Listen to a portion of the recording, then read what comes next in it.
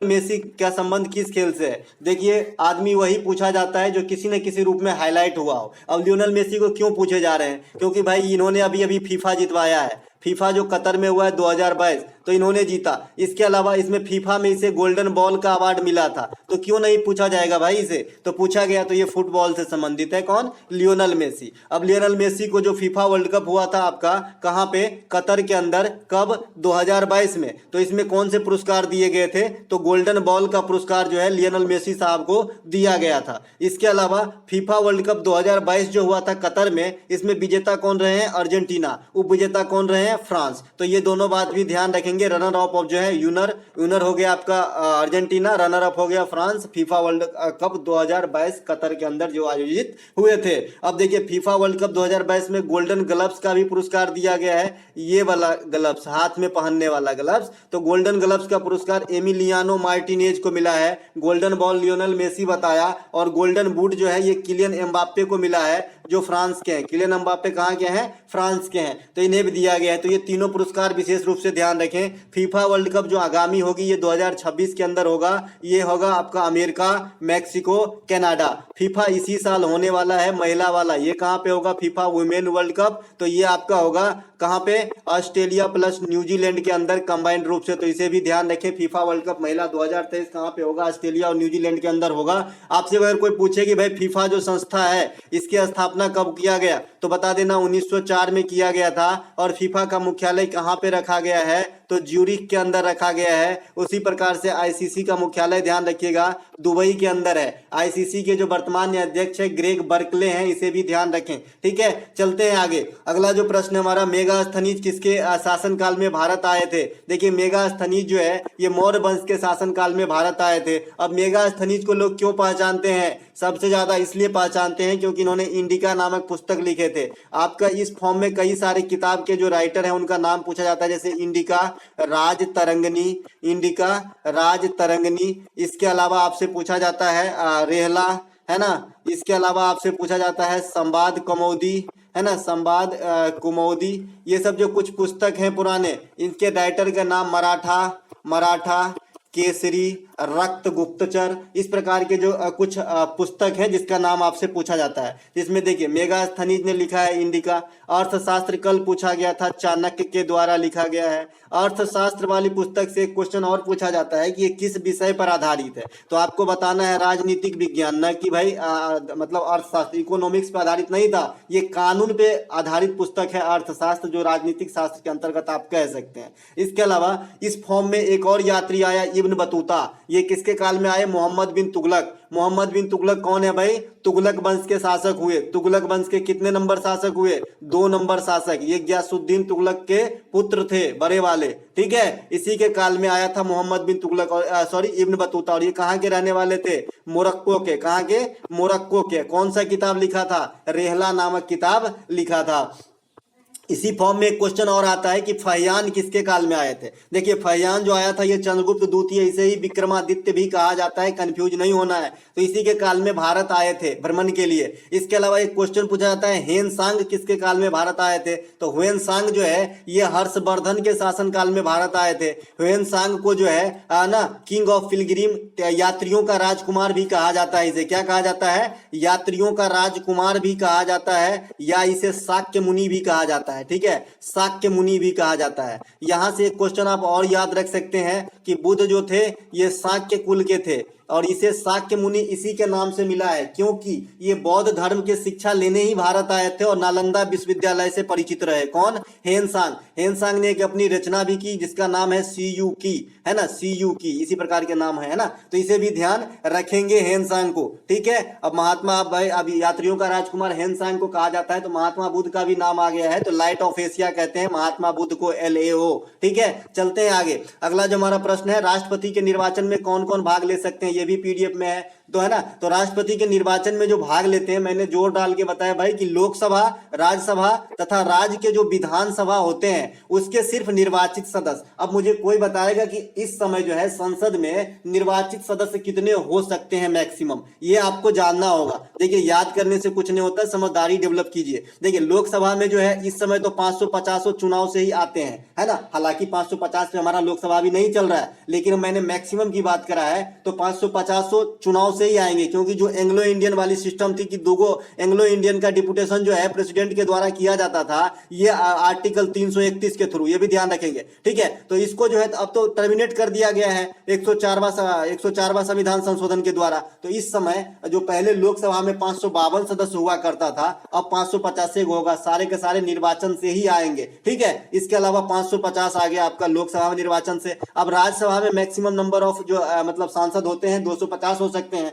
इसमें से 238 तो चुनाव से आता है और 12 आपका राष्ट्रपति के द्वारा मनोनयन से आता है, तो 238 यहां से आ सकता है। इस प्रकार से 8 5 3 8 7 788 सदस्य जो है मैक्सिमम संसद के अंदर चुनाव से आ सकते हैं, ठीक है। और 12 सदस्य जो है ये राज्यसभा के अंदर राष्ट्रपति के द्वारा डिप्यूट किया जाता है। किसे, मुझे करेंगे नहीं, कला साहित्य खेल आदि में जो निपुण है, जो उस लायक, जो गरिमा को फॉलो करता है, जो वहां तक पहुंचने लायक है, उनको कर सकते हैं, ठीक है। और ये जो पद्धति है कि 12 सदस्य को राज्यसभा में देना है, ये कहां से लिया गया है भाई, तो ये आयरलैंड के संविधान से लिया गया है भाई। आयरलैंड भारतीय इतिहास में काफी इंपोर्टेंट है। देखिए आयरलैंड के संविधान से ये चीज लिया गया है। आयरलैंड के संविधान से हमारा नीति निर्देशक सिद्धांत लिया गया है, जो आपका भाग 4 में रखा गया है। आयरिश लेडी थी आपका एनी बेसेंट, जो हमारे स्वतंत्रता आंदोलन में काफी अच्छा खासा रोल निभाई, है ना। तो इस प्रकार से आयरलैंड से हम काफी क्लोज हैं, हमारा मित्रता काफी अच्छा है। इसके अलावा राष्ट्रपति पे एक महाभियोग होता है। देखिए मैंने एक सूत्र बताया है आपको,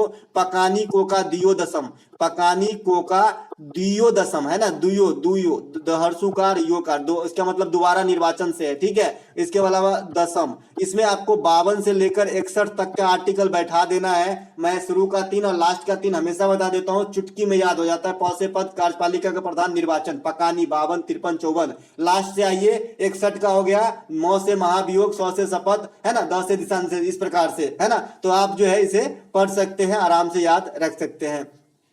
इसके अलावा कुछ आर्टिकल्स हैं राष्ट्रपति का, जैसे 61 अभी दशम में पड़ गया था, 9 से महाभियोग, 52 राष्ट्रपति का पद, 72 राष्ट्रपति का क्षमादान, है ना, 123 रख लीजिएगा राष्ट्रपति का अध्यादेश, 108 रख लीजिएगा राष्ट्रपति का ज्वाइंट सीटिंग बुलाना लोकसभा और राज्यसभा का, 100 कितना रख लें, हाँ चलिए ठीक है कोई नहीं, 280 रख लीजिए वित्त आयोग का गठन, है ना। इसके वाला 76 रख लीजिए महान्यायवादी की नियुक्ति, 75 का ए रख लीजिए प्रधानमंत्री की नियुक्ति। तो इस प्रकार से राष्ट्रपति संबंधित कुछ आर्टिकल जो आपको ध्यान रखने चाहिए। दोस्तों जो जो याद आता जाएगा बताता जाऊंगा, कुछ भी नहीं छोड़ूंगा, आपको तो उस कुर्सी तक पहुंचाना है।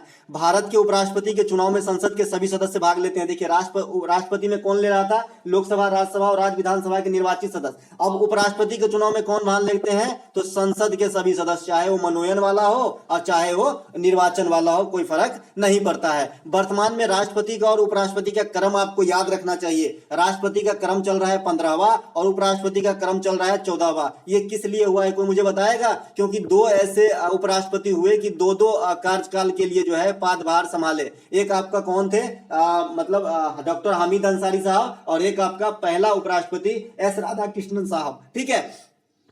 चलते हैं आगे। वर्तमान में जो राष्ट्रपति है द्रौपदी मुर्मू साहिबा है और उपराष्ट्रपति जो है जगदीप धनखड़ साहब हैं। जगदीप धनखड़ साहब के बारे में आपसे एक क्वेश्चन कर सकता है एग्जामिनर कि जगदीप धनखड़ मतलब प्रेजेंट उपराष्ट्रपति जगदीप धनखड़ जो है वर्तमान पोस्ट को होल्ड करने से पहले किस राज्य में राज्यपाल के पद पे तैनात थे, तो आपको पश्चिम बंगाल बता देना है, ठीक है। पश्चिम बंगाल के राज्यपाल थे, बाद में उपराष्ट्रपति के लिए चुने गए। अगला प्रश्न है, बैटरी में कौन सी ऊर्जा का रूपांतरण होता है, पीडीएफ में है, या फिर इस क्वेश्चन को पूछा गया था कि बैटरी में किस प्रकार की रिएक्शन होता है, ठीक है। बैटरी में किस प्रकार की रिएक्शन होता है, बहरहाल कोई भी हो, समझ होना चाहिए, सब सॉल्व हो जाता है। रासायनिक ऊर्जा को विद्युत ऊर्जा में रूपांतरण होता है बैटरी में, सबसे पहले आप जानते हैं। और बैटरी में क्या भरा जाता है ये आप भी जानते हैं। तो कौन सा क्रिया होता है अंदर, रासायनिक क्रिया होता है, जिसके कारण ये इलेक्ट्रिसिटी, ये विद्युत जो है उत्पन्न होता है ना। तो अगर रिएक्शन पूछा हो गया तो आपका केमिकल रिएक्शन बताना है। अगर आपका रूपांतरण फॉर्मेशन पूछ रहा है तो आपको रासायनिक ऊर्जा को इलेक्ट्रिकल ऊर्जा में जो है मतलब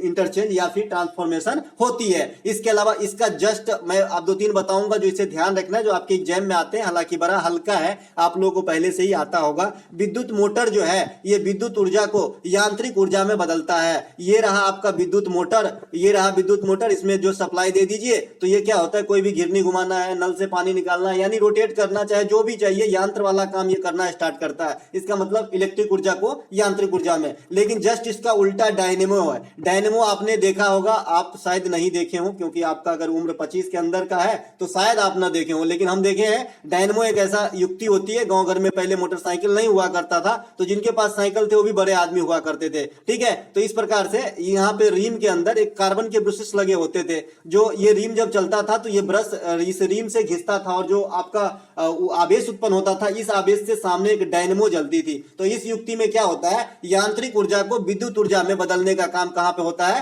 डायनेमो के अंदर, ठीक है। तो डायनेमो और विद्युत मोटर एक दूसरे के जस्ट वाइस वर्सा उल्टा है, ये भी ध्यान रखेंगे। विद्युत बल्ब का जो है क्या होता है भाई, विद्युत बल्ब में क्या होता है, इलेक्ट्रिसिटी दो और प्रकाश लो, यानी इलेक्ट्रिक ऊर्जा को प्रकाश ऊर्जा में। उसी प्रकार से आप सोलर के जो प्लेट होती है, सोलर की जो बैटरियां होती है, उसमें क्या होता है भाई, सौर ऊर्जा का इलेक्ट्रिक ऊर्जा में रूपांतरण होता है। अगला जो प्रश्न पूछा गया था कि डीएनए कहां पाया जाता है, देखिए ये भी बताए हैं कि डीएनए कहां पाया जाता है, और ये भी बताए हैं कि कौन से 2 ऐसे प्राणी हैं जिनके में न्यूक्लियस में डीएनए नहीं होता है। ये भी बताए हैं कि कौन से ऐसे 2 प्राणी हैं जिनके आरबीसी में केंद्रक नहीं होती है। तो आपको सिर्फ सुनना था, है ना। डीएनए कहां पाया जाता है, तो न्यूक्लियस के अंदर पाया जाता है। न्यूक्लियस कहां रहता है, किसी भी सेल के मध्य में रहती है, ठीक है। देखिए मैंने एक चीज और बताया था एक दिन कि भाई सेल तो खुद में इतने छोटे हैं कि हम खुली आंखों से नहीं देख सकते। उस सेल के अंदर भी कई ऐसे संरचना है जो अलग अलग नाम से जाना जाता है, जैसे माइटोकॉन्ड्रिया, लाइसोसोम, गोल्जी बॉडी, है ना, न्यूक्लियस, कोशिका द्रव, कई सारे ऐसे चीज है, राइबोसोम्स, है ना। तो ये सब अलग अलग है, तो आप अंदाजा लगा सकते हैं प्रकृति कितने बड़े कारीगर होंगे, ठीक है। तो इसके अंदर है, तो न्यूक्लियस के अंदर आपका डीएनए पाया जाता है। एक डीएनए होता है और एक आरएनए होता है, एक डीएनए होता है, एक आरएनए होता है। आरएनए का होता है राइबो न्यूक्लिक एसिड, है ना, और डीएनए का होता है डायऑक्सी राइबो न्यूक्लिक एसिड। इसका फुल फॉर्म भी कई बार आपके एग्जाम में पूछे गए हैं, तो ये भी बात आपको ध्यान रखना है। अगर आपसे पूछे कि जीवन की सबसे छोटी क्रियात्मक इकाई क्या है, तो कोशिका है। अगर आपसे कोई पूछ ले कि कोशिका शब्द का प्रयोग सबसे पहले कौन किए थे, तो रॉबर्ट हुक नामक वैज्ञानिक ने किए थे, है ना। कौन किए थे, रॉबर्ट हुक नामक वैज्ञानिक ने किए थे। कोशिका का जो जीवित कोशिका का जो खोज किए थे ये लुबेन हॉक किए थे। तो दोनों बात ध्यान रखेंगे, खाली कोशिका का प्रयोग करना एक अलग बात है और जीवित कोशिका पे खोज करना अलग बात है। तो लुबेन हॉक कोशिका का खोज किए थे, शब्दों का प्रयोग किए थे हुक बाबा, ठीक है। इसके अलावा जो आपका पादप कोशिका और जंतु कोशिका में जो बेसिक डिफरेंस है ये क्या है कि पादप कोशिका में सेल वाल पाया जाता है, कोशिका भित्ति पाया जाता है, जो जंतु कोशिका में नहीं पाया जाता है, ठीक है। ये बेसिक डिफरेंस है। और भी डिफरेंसेस है। एक आपको मैं बताया हूं कि आजकल काफी ट्रेंड में है यूकेरियोटिक कोशिका और प्रोकैरियोटिक कोशिका। देखिए मैंने आपको एक चीज देहाती भाषा में बताने का कोशिश किया है कि यूकेरियोटिक और प्रोकैरियोटिक। देखो प्रोकैरियोटिक जो है ये हमेशा गरीब होता है, जो हमेशा क्या होता है, गरीब कोशिका होता है। भाई गरीब अमीर नहीं, यहाँ पे मैं आपको याद रखने के लिए बताता हूं कि गरीब आदमी के पास क्या होता है ना भाई, कि हमेशा कोई ना कोई चीज की कमी लगी रहती है ना। तो इसके पास भी बहुत सारे चीज की कमी है, जैसे आप इसमें जो है राइबोसोम नहीं होता, माइटोकॉन्ड्रिया नहीं होता, बहुत सारे चीज इसके अंदर नहीं होता है। तो अगर याद है पूरी तो बहुत अच्छा है। अगर एग्जाम में 2 में से 1 करना है तब इसके लिए ये तुक्के वगैरह बड़े काम आते हैं। मैं अपनी पर्सनल एक्सपीरियंस आपके साथ शेयर कर रहा हूं, है ना। तो प्रोकैरियोटिक जो है ये हमेशा इसमें कमी खाली रहती है और यूकेरियोटिक थोड़ा अमीर स्वभाव के होते हैं। इससे एक क्वेश्चन और पूछा जाता है कि प्रोकैरियोटिक और यूकेरियोटिक में जो कोशिका की बनावट होती है ये किस चीज से बनी होती है। देखिए यूकेरियोटिक के अंदर जो बनी होती है ये सेलुलोज की बनी होती है। किससे बनी होती है, सेलुलोज की बनी होती है। लेकिन जो प्रोकैरियोटिक के अंदर बनी होती है वो किसकी बनी होती है, तो कार्बोहाइड्रेट और प्रोटीन की बनी होती है। तो ये दोनों बात आपको ध्यान रखना है। चलते हैं आगे। अगला एक प्रश्न पूछा गया था कि वित्तीय वर्ष 2023-2024 यानी करंट आपका फाइनेंशियल ईयर जो अभी चल रहा है, जो आपका 31 मार्च 2024 तक चलेगी। देखिए आपका वित्तीय ईयर के बारे में भी थोड़ा सा आपको जानकारी रखना है। देखिए इंडिया में दो प्रकार के वित्तीय ईयर होता है, एक तो होता है भारत सरकार की वित्तीय ईयर और एक होता है आपका आरबीआई का वित्तीय ईयर। ठीक है, देखिए भारत सरकार की वित्तीय ईयर जो है 1 अप्रैल से स्टार्ट होता है, जो आगामी साल के 31 मार्च तक चलती है, और जो आरबीआई का वित्तीय ईयर होता है ये आपका 1 जुलाई से स्टार्ट होता है, जो अगले साल के 30 जून तक चलती है। ठीक है, तो यहां से भी कई दफा क्वेश्चन पूछे गए हैं, है ना, लपेटना है तो बढ़िया से लपेटो। ठीक है, देखिए वित्तीय वर्ष जो 2023-2024 चल रही है, ये भी पीडीएफ में मैंने स्लैब ही पूरा बता दिया था, टेबल बना के। जो बच्चे मेरे से पढ़ते हैं और एमटीएस के लिए तैयारी किए होंगे वो तो छोड़ के नहीं आएगा। ठीक है, तो इसमें क्या बताया भाई कि 3 लाख से सालाना जिनके भी इनकम कम है इनको कोई भी टैक्स देना नहीं है। इसमें स्लैब के आगे मैंने 0 लिखा था, इसका मतलब नील है ना। इसके अलावा 3 से 6 लाख के बीच में अगर आपकी इनकम है तो ऐसा नहीं कि 6 लाख पे आपको 5% पे करना है। जो 3 लाख तक की राशि है ये तो नील में चला जाएगा, आगामी जो 3 लाख है उस पर 5% देना पड़ता है। इसके अलावा 6 से 9 लाख के बीच अगर आपकी इनकम है तो 3 लाख पे 0, 3 से जो 6 लाख के बीच में होगा यानी 3 लाख पे आपका लगेगा 5% और फिर से 3 लाख पे आपको लगेगा 5%। इस प्रकार से टैक्स चलता है, यानी 6 से 9 लाख के बीच में 10% की रकम आपको टैक्स के रूप में चुकाना पड़ता है। आई होप आप समझ गए होंगे कि ये 10% डायरेक्ट पे नहीं लगेगा, जितने मतलब स्लैब है उसके बीच जो तय किया गया है उतना। जैसे यहाँ पे 3 से 6 में 5% है ना भाई, और 0 से 3 लाख तक में तो नील है, तो 3 लाख में कुछ हो नहीं। 3 से जो 6 बचेगा, 6 में 3 लाख और बचेगा तो उस पर 5%। आज 6 से 9 लाख के बीच में तो ऐसा थोड़ी है कि मतलब जो है 6 से 9 लाख के बीच में तो 0 से 6 लाख में कुछ नहीं लगेगा, नहीं। 3 लाख तक के माफ, 3 से 6 तक के में 5% और 6 से 9 में 10% ना लगता है टैक्स, है ना। अगला प्रश्न है कि हाल में ही भारत की रक्षा संबंधित करार किस देश के साथ हुआ है। देखिए ये प्रश्न जो है थोड़ा सा मेरे पास ऑप्शन नहीं है और ये प्रश्न भी पूरा क्लियर नहीं है भाई। रक्षा की करार किस मुद्दे पे, कोई कुछ दिया कुछ लिया या फिर कहीं कुछ खोला जाएगा, है ना। तो ऐसे में क्वेश्चन ये क्लियर नहीं है, इसलिए मैं इसका आंसर सटीक नहीं दे सकता। फिर भी मैं आपको बता दूं कि अभी जो है मालदीव को राजनाथ सिंह ने कुछ पोते सौंपे हैं, तो यहां पे रक्षा करार मालदीव के साथ भी हो सकता है। आप लोग बताइएगा कि ये क्वेश्चन क्या था। अगला प्रश्न है गयासुद्दीन तुगलक के बाद तुगलक वंश पर किस वंश का शासन हुआ। पीडीएफ में है, एक चीज क्वेश्चन है, मैंने इसका जो है ये भी बताया था कि ये कब से कब तक शासन किया। ठीक है, क्योंकि पता है, क्योंकि पिछले जो सीचर्स का एग्जाम हुआ उसमें कुतुबुद्दीन ऐबक का पूछा एक बार अलाउद्दीन खिलजी का पूछा था, तो मुझे लग रहा था कि अब यहां से ही पूछेगा। ठीक है, अब पूछा, है ना। तो ये आपका गयासुद्दीन तुगलक के बाद तुगलक वंश में मोहम्मद बिन तुगलक का शासन हुआ। एक बच्चे बोल रहे थे गयासुद्दीन, तो देखिए गयासुद्दीन तुगलक के नाम से दिल्ली सल्तनत पे 2 शासक हुए। एक तो आपका गयासुद्दीन तुगलक है स्वयं, जो तुगलक वंश के संस्थापक हैं, एक आपका गयासुद्दीन बलबन भी है जो गुलाम वंश से संबंधित है। तो मैं दोनों आपको बताऊंगा। ठीक है, तो यहां पे देखिए जो आपका गयासुद्दीन तुगलक है इसके बाद आपका मोहम्मद बिन तुगलक आया था। पूछा गया था कि इसके बाद कौन से शासक आए, तो मोहम्मद बिन तुगलक आए। मोहम्मद बिन तुगलक बहुत ही पढ़े लिखे शासक थे, अपने जमाने के यानी हीरो थे ये। ठीक है, इसके अलावा 1325 से 1351 तक इन्होंने शासन किया, है ना। अब देखिए अगर गयासुद्दीन बलबन पूछा होगा तो इसके बाद जो शासक आए ये कैकुबाबाद है। कैकुबाबाद या शमसुद्दीन कैमर्स को ही आपको जो है गुलाम वंश का अंतिम शासक भी माना जाता है। ठीक है, तो ये आपका बलबन से के बाद पूछा गया होगा गयासुद्दीन बलबन, तो आपका जो है कैमूर्स या कैकुबाबाद हो जाएगा। अगर आपका गयासुद्दीन तुगलक के बाद पूछा गया होगा तो मोहम्मद बिन तुगलक हो जाएगा। दिल्ली सल्तनत का कार्यकाल की बात करें, कल भी बात किए थे, 1206 से 1526 ईस्वी तक जो है इसका चलता है। और 1526 ईस्वी में क्या होता है कि समाप्त हो जाता है, भूकंप आती है, नहीं, पानीपत की प्रथम लड़ाई होती है। ठीक है, पानीपत की प्रथम लड़ाई होती है इब्राहिम लोदी और बाबर के बीच, जिसमें बाबर की विजय होती है और इब्राहिम लोदी के साथ ही लोदी वंश की समाप्ति और साथ ही साथ दिल्ली सल्तनत की भी समाप्ति हो जाती है और भारत में मुगल वंश की स्थापना हो जाती है, जो लगभग कहां तक चलती है, 1857 तक चलती है। इसके बाद 1857 में जो है सिपाही विद्रोह होता है। मेरठ से 10 में 1857 को भड़का था। चर्बी वाला कारतूस जो है तत्कालिक कारण था। उस समय अंग्रेज वायसराय लॉर्ड कैनिंग था, है ना। इसी के समय जो है अंतिम मुगल बादशाह बहादुर शाह जफर को पकड़ के जो है बर्मा ले गए, जहां पे उनकी मृत्यु हो जाती है और उनकी समाधि वहीं पे बनाई गई। ये भी क्वेश्चन पूछा गया है।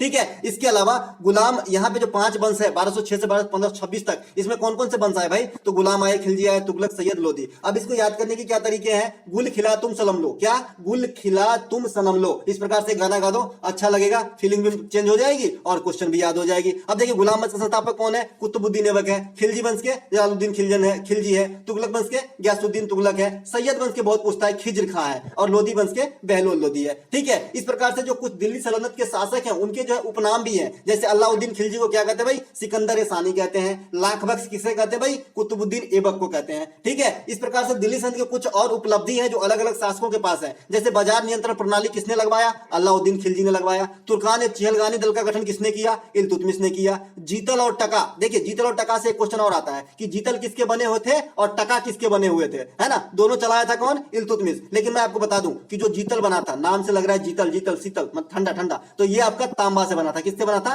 तांबा से। ठीक है, और जो टका बना था, आज भी बांग्लादेश का मुद्रा टका है, तो टका जो बना था ये आपका अर्जेंटम से बना था, चांदी से बना था। तो इसे ध्यान रखेंगे। इसके अलावा इल्तुतमिश जो है यहाँ पे एक, हाँ जीतल और टका जो है इल्तुतमिश हो गया। अस्थायी सेना का बंदोबस्त कौन किया था? अलाउद्दीन खिलजी ने किए थे। प्रथम बार नहर निर्माण का कार्यक्रम कौन किए थे? गयासुद्दीन तुगलक ने किए थे। सबसे अधिक मामलों में बहुत ज्यादा नहरों का निर्माण कौन किए थे बड़े पैमानों पे? तो फिरोज तुगलक ने किए थे। तो ये बात भी आपको ध्यान रखना है। प्रथम महिला शासिका कौन रहा इंडिया का? रजिया सुल्तान। किस वंश से बिलोंग करती है? गुलाम वंश से। किसकी बेटी है? इल्तुतमिश की बेटी है। दीवाने कोही, दीवाने बंदगान, दीवाने खैरात, ये आपको जो है काफी बार एग्जाम में देखने को मिला होगा। खास करके अगर आप पीसीएस वगैरह देते हैं तो आपको अच्छे से ये क्वेश्चन देख के जाना चाहिए, अगर पीसीएस वगैरह की आप पीपीटी देने जा रहे हैं तो, क्योंकि उसमें वहां पे जो है कथन के अनुसार क्वेश्चन होता है। ठीक है, तो दीवाने कोही ये किससे रिलेटेड थे भाई? तो ये कृषि विभाग थे। किससे? एग्रीकल्चर से। इसकी जो संस्थापक थे ये कौन थे? तो मोहम्मद बिन तुगलक। मोहम्मद बिन तुगलक, जिसकी अभी बात हमने करा कि सबसे ज्यादा पढ़ा लिखा था। ठीक है, इसके अलावा इसी कारण में इब्न बतूता आया था ना जी, है ना?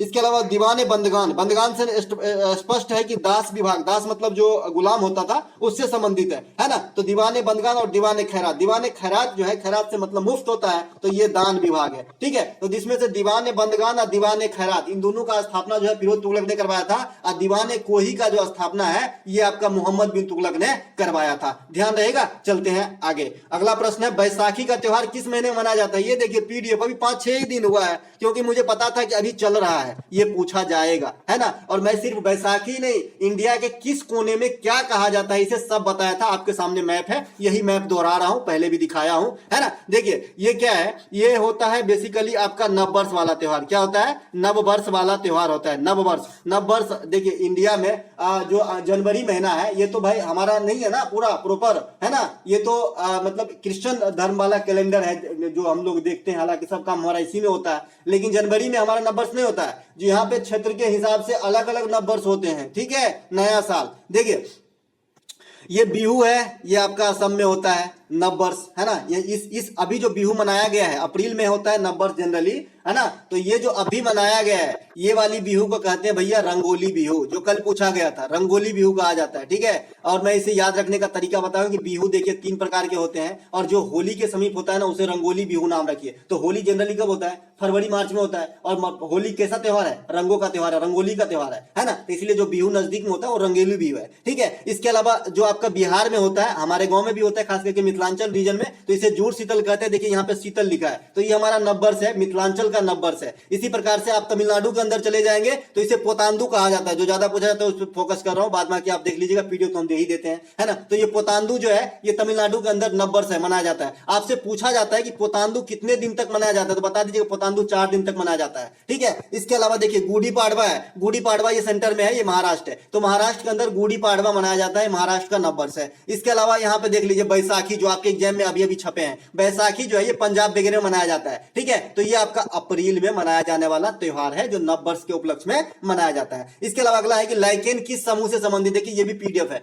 लाइकेन किस समूह से संबंधित है? मैंने आपको कहा था कि भाई लाइकेन लाइकेन लाइकेन, इसके अलावा जो है शैवाल, लाइकेन शैवाल। इसके अलावा कई मामलों में काफी हद तक जो बैक्टीरिया है, जो जीवाणु है, ये आपका सब जो है किसमें समूह में आ जाता है? थाइलोफाइटा में आ जाता है। किसमें आ जाता है? थाइलोफाइटा में आ जाता है। कुछ बच्चे बोल रहे थे कि लाइकेन से संबंधित जो इतने बड़े प्रश्न थे मुझे समझ में नहीं आया, तो आप लोग मुझे बताइएगा कि एक्चुअल क्वेश्चन क्या था। लेकिन वो एक बच्चे बोले कि भाई किस समूह में आता है, कहाँ आता है, लाइकेन क्या है, पूछा गया है ना? तो अगर ये पूछा गया एग्जैक्ट, इसमें मैं 80% वोट डालूंगा कि 100% ये क्वेश्चन पूछा गया था, नहीं पूछा गया था, लेकिन लाइकेन से क्वेश्चन पूछा गया है। और एक बच्चे ये भी बताया कि भाई कहाँ आते हैं लाइकेन, क्या है लाइकेन, तो इसलिए मैं बता रहा हूँ, इसमें सारा मसाला आपको दूंगा, आपको समझ में आ जाएगा। मैंने कहा भाई लाइकेन किस श्रेणी में आ जाएगा? थाइलोफाइटा में। अब थाइलोफाइटा के बारे में क्या है? थाइलोफाइटा सजीव जगत के सबसे बड़े पादप समूह है, तो इसे भी ध्यान रखेंगे। इसमें कौन कौन से आते हैं? कवक आते हैं, काफी हद तक जीवाणु आते हैं। काफी हद तक कहने का मतलब है कि सभी जीवाणु नहीं आते हैं। ठीक है, देखिए हर चीज में कुछ ना कुछ अपवाद होता है ना? तो इसी में जीवाणु कुछ ऐसे हैं जो इसमें नहीं आते, लेकिन काफी हद तक आते हैं करीब करीब, ठीक है। अब देखिए मोलस्का संघ पूछा जाता है आपसे, तो मोलस्का को याद रखने के लिए मैंने बताया था कि भाई जिसके ऊपर कवच लगा हो, जो पहले से हेलमेट पहना हो पूरे शरीर में, उसको जो है मोलस्का कहिए, जैसे सीपी कहिए, घोंगा कहिए, ऑक्टोपस कहिए। ऑक्टोपस भले ही स्पंजी होता है लेकिन ये भी छुप के पूरा अंदर कर लेता है, तो ये भी जो है सेफ रहता है अपने खोल में, ठीक है। तो ऑक्टोपस, इसके अलावा एनिलिडा, एनिलिडा जो है ये आपका केचुआ जोंक, जिसकी आकार ट्यूब जैसा होता है, जिसकी शरीर जो है लीच के जैसा होता है, रस्सी के जैसा होता है। हाँ, तो सांप को नहीं बता दीजिएगा, है ना, सांप को नहीं बता देना है भाई, है ना। तो ये एनिलिडा में आ जाएगा। अर्थोपोडा, अर्थोपोडा, अर्थोपोडा में क्या क्या आ जाता है, मकड़ा आ जाएगा, मच्छर आ जाएगा, मक्खी आ जाएगा, कैटरपिलर आ जाएगा, केकड़ा, केकड़ा जो देखे क्रैब, ये भी आपका किसमें आता है, अर्थोपोडा में आ जाता है। यानी जैसे कीट पतंग की बात आएगी तो अर्थोपोडा में आ जाएगी। इसके अलावा उभयचर और रेप्टेलिया, उभयचर मतलब जो जल और स्थल दोनों पे रहता है, इसे उभयचर कहते हैं, जैसे महामही मेढक, ठीक है, ये अपना मेढक है। इसके अलावा जो रेप्टिलिया है, रेप्टिलिया मतलब रेंग के चलने वाला, सांप, छिपकली, मगरमच्छ, ये सब भी जो रेप्टिलिया जो है, या और जो आपका उभयचर है, ये शीत रक्त प्राणी होती है। अब शीत रक्त प्राणी क्या होती है, अब शीत रक्त प्राणी ये होती है कि ऐसे प्राणी जिसको वायुमंडल में बदलते हुए टेम्परेचर के साथ साथ अपने बॉडी की टेम्परेचर को मेंटेन करने के लिए उस हिसाब से ढालना पड़ता है, उसे शीत रक्त प्राणी कहते हैं। जैसे आप कई दफा देखे होंगे कि नदी के बाहर जो है मगरमच्छ निकल के धूप सेकता रहता है, या फिर किसी उद्यान वगैरह में आप देखे होंगे, नदी में देखना तो दुर्लभ है भाई, लेकिन उद्यान में देखना काफी इजी है कि उद्यान में पानी से निकल आया और धूप सेक रहा है। वो ऐसा क्यों करता है, अपने बॉडी की टेम्परेचर को मेंटेन करता है ना, क्लाइमेट के हिसाब से। ये शीत रक्त प्राणी होते हैं। लेकिन हम लोग ऐसा थोड़ी है कि हम जो है ठंडा पड़ रहा है तो हम जो है हमेशा आग के पास ही रहते हैं, हमारा इंटरनल टेम्परेचर कम हो जाता है, ऐसा नहीं। हमारा टेम्परेचर फिक्स है 37। कल ये भी पूछा था, देखिए कल ये भी पूछा था कि बॉडी का टेम्परेचर कितना होता है, यानी मानव शरीर का, तो 37 डिग्री सी होता है, बता दूं। और अगर फेराइड में पूछा तो 98.6 या 7 फेराइड बता देना है। 98 तक भी, 98.8 तक बता सकते हैं आप। इसके अलावा जो आपका केल्विन में पूछे तो आपका जो है 310 के बता देना है, ठीक है। तो ये तीनों पैमाने में मैंने बता दिया, सेल्सियस, फ़ारेनहाइट और केल्विन में बॉडी का टेम्परेचर एक सामान्य व्यक्ति का, ठीक है। तो यहाँ पे मैं क्या बता रहा था कि शीत रक्त प्राणी को जो है क्लाइमेट के हिसाब से अपने टेम्परेचर को नियंत्रित करना पड़ता है। और इसमें कितने चेंबर वाला हार्ट होता है, तो 3 चेंबर वाला हार्ट होता है, ध्यान रखेंगे, किसमें, रेप्टेलिया और उभयचर में, ठीक है। अपवाद क्या है भाई, हर चीज का एक अपवाद होता है, अभी अभी जवान से सब निकला था। तो इसमें जो है 4 चेंबर वाला है, कौन, मगरमच्छ। इसीलिए सीजीएल 2022 के प्रे में ये क्वेश्चन पूछा गया था कि मगरमच्छ में कितने चेंबर वाली हृदय होती है। अगर जो बच्चा यहां तक के ऊपर लाइन खाली देखा होगा कि रेप्टिलिया और उभयचर में 3 चेंबर वाली हृदय होती है और अब बात पे ध्यान नहीं दिया तो उसकी तो गई 2.5 नंबर, है ना। तो अपवाद है मगरमच्छ, मगरमच्छ में जो है 4 चेंबर वाली हृदय पाई जाती है। अब देखिए स्तनधारी और जो आपका पक्षी होता है ये गर्म खून के प्राणी होते हैं। जैसे मैंने अभी कहा कि हमारा जो है टेम्परेचर फिक्स होता है लगभग, अगर टेम्परेचर बिगड़ जाए तो हम बिगड़ जाते हैं, फिर डॉक्टर का दरवाजा के पास जाते हैं, ठीक है। तो ये जो है स्तनधारी और पक्षी जो है फिक्स टेम्परेचर यानी गर्म खून के प्राणी होते हैं। इसमें 4 चेंबर वाली हृदय होती है, इस प्रकार से कुछ, है ना, इस प्रकार से कुछ। और यहाँ पे 2 निलय होते हैं और 2 आलिंद होते हैं, ठीक है। तो ये बात भी ध्यान रखना है। एक प्रश्न आपसे पूछा गया था कि राहुल शर्मा का संबंध किस वाद्य यंत्र से। देखिए कल भी संतूर ही पूछा गया और आज भी संतूर ही पूछा गया था, मतलब अभी संतूर संतूर चल रहा है, संतूर साबुन, है ना, महकते रहो दिन भर, है ना। तो ये संतूर, संतूर क्या बजाते हैं भाई, राहुल शर्मा संतूर बजाते हैं। और ये कौन है, तो ये जो पंडित शिव कुमार शर्मा जी हैं उन्हीं के पुत्र हैं, है ना। तो ये भी ध्यान रखेंगे। इसके अलावा ये कश्मीरी पंडित है भाई। इसके अलावा ब्रिजभूषण, ब्रिजभूषण काबरा क्या बजाते हैं, तो ये आपका गिटार बजाते हैं। क्या बजाते हैं, गिटार बजाते हैं। देखिए मैं जनरली सब कुछ बता चुका हूं जो आपके लूसेंट और ये छोटे मोटे किताब में है, ये तो लगभग पढ़ा चुका हूं। कुछ ऐसा जो आ जाता है बाहर, जैसे आपने कभी सुजाता महापात्रा का नाम सुना है, सुजाता महापात्रा का नाम सुना है, लगभग नहीं सुना होगा क्योंकि जनरली छोटे छोटे किताब में रहते ही नहीं। लेकिन ये एग्जाम में पूछा गया था ना किससे संबंधित, ओट से संबंधित है। तो इसी प्रकार से मैं कुछ नाम लाऊंगा वाद्य यंत्र में जो आपको काम आएगा, ठीक है। ब्रिजभूषण काबरा ये गिटार बजाते हैं। जुबिन मेहता ये आपका सिम्फनी बजाते हैं। क्या बजाते हैं, सिम्फनी, है ना। इसके अलावा डॉक्टर कुंजमणि, राजेंद्र प्रसन्ना, है ना, हरिप्रसाद चौरसिया को सभी जानते हैं, पन्नालाल घोष सभी जानते हैं। तो जो सभी जानते हैं ना वो आपके कोई काम का नहीं, जो सभी आप जानते हैं वो कोई काम का नहीं। उसे क्या करते हैं, मतलब अब मुझे अंधेरे में भी कोई पूछेगा किस देश में रहते हैं तो मैं थोड़ा बताऊंगा अमेरिका में, मैं जानता ही हूं ना, तो मैं क्यों याद करूं, क्यों टाइम उस पर किल करूं, जो नहीं जानते हैं उस पर टाइम किल करो, ठीक है। तो कुंजमणि, राजेंद्र प्रसन्ना, हरिप्रसाद चौरसिया, पन्नालाल घोष से बांसुरी संबंधित है, ठीक है। अब मैं बांसुरी का याद, यहाँ पे बात आ गया, मैं बता दूं आपको, यहाँ से भी क्वेश्चन पूछते हैं एसएससी कि बांसुरी जो है या फिर कोई भी फूंक मारकर बजाए जाने वाले जो वाद्य यंत्र होते हैं जो हवा से बजते हैं, फुकनी हो गया, बांसुरी हो गया, शंख हो गया और भी कुछ ऐसे कुछ जो भी है ना। तो ये सब बेंजो वगैरह जो आपका दोस्ती पिक्चर में दिखाया गया, मैं नहीं जानता उसे क्या कहते हैं, शायद बेंजो ही कहता है ना। तो ये जो भी फूक मार के बजाया जाता है ना, ये सभी सुशीर वाद्य यंत्र के उदाहरण है। और एक होता है आपका घन वाद्य यंत्र। घन वाद्य यंत्र क्या होता है? जिसे भी ठोक के बजाते हैं ना, जिसे भी एक पर दूसरे पर पटक पटक के बजाते हैं, उसे घन वाद्य यंत्र कहते हैं, जैसे झायल, करताल, मजीरा, है ना। इस प्रकार से आपको ध्यान रखना है ना। इसके अलावा बुद्धादित्य मुखर्जी, निखिल बनर्जी, विलायत खां, उमा शंकर मिश्र, ये सभी सितार प्ले करते हैं। पंडित रविशंकर साहब को भी शामिल कर लेना। इसके अलावा के वैद्यनाथन, संगीता राजन, एल सुब्रमण्यम, ये वायलिन बजाती है। इसके अलावा निम्नलिखित में से कौन सी नदी दक्कन की पठार से मतलब प्रमुख नदी है? दक्कन की पठार की नदी है। तो ये आपका ऑप्शन में कृष्णा नदी था, कृष्णा नदी राइट आंसर हो जाएगा। दक्कन की पठार की अन्य नदी गोदावरी, कृष्णा, कावेरी। कृष्णा नदी का उद्गम कहां से होता है? महाराष्ट्र के पश्चिमी घाट के रेंज के महाबलेश्वर स्थित से, ठीक है।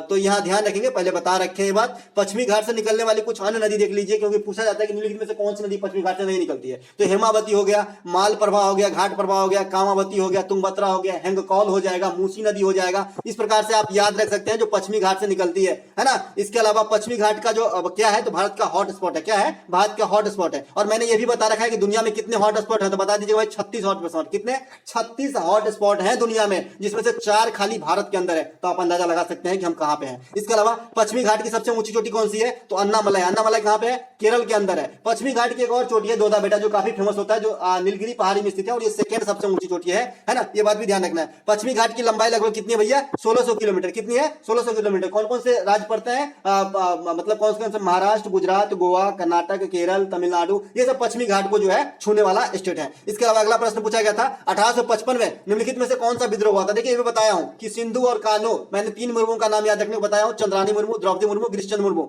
देखिए मुर्मू जो है अभी राष्ट्रपति है देश के, है ना। तो ये संथाल विद्रोह के जो नेता है सिंधु और कान्हो, ये भी मुर्मू समुदाय से ही बिलोंग करते थे। तो ये किसी न किसी रूप में उजागर होंगे ही होंगे, और आने वाले दिन में भी इनके लिए अच्छे अच्छे काम किए जाएंगे, आप देख लीजिएगा, ठीक है। तो ये संथाल विद्रोह से संबंधित है आपका। कौन? 1855 में कौन सा विद्रोह हुआ था? संथाल विद्रोह। इससे संबंधित कौन है? सिद्धू और कान्हू। ये कहां पे हुआ था? छोटा नागपुर के पठारी इलाके में, जो कहां पे है? झारखंड के समीप है। उस समय अंग्रेज गवर्नर कौन थे? ये भी बताया हूं, तो कैनिंग थे। कैनिंग उस समय गवर्नर ही नाम था, है ना। अब अगर कोई सोच रहा होगा कि वायसराय था, तो मैं बता दूं कि उस समय तक गवर्नर ही नाम था। लेकिन जब 1857 का विद्रोह में सफलता हाथ लग जाती है ईस्ट इंडिया कंपनी को, इसके अलावा यहाँ की जो शासन व्यवस्था है ब्रिटिश क्राउन के पास चली जाती है, तो वहां जो है इसमें थोड़ा सा फेरबदल करता है और गवर्नर पद को वायसराय का पद कर देता है, और पहला वायसराय इस प्रकार से लॉर्ड कैनिंग ही बनता है। ये बात ध्यान रखेंगे।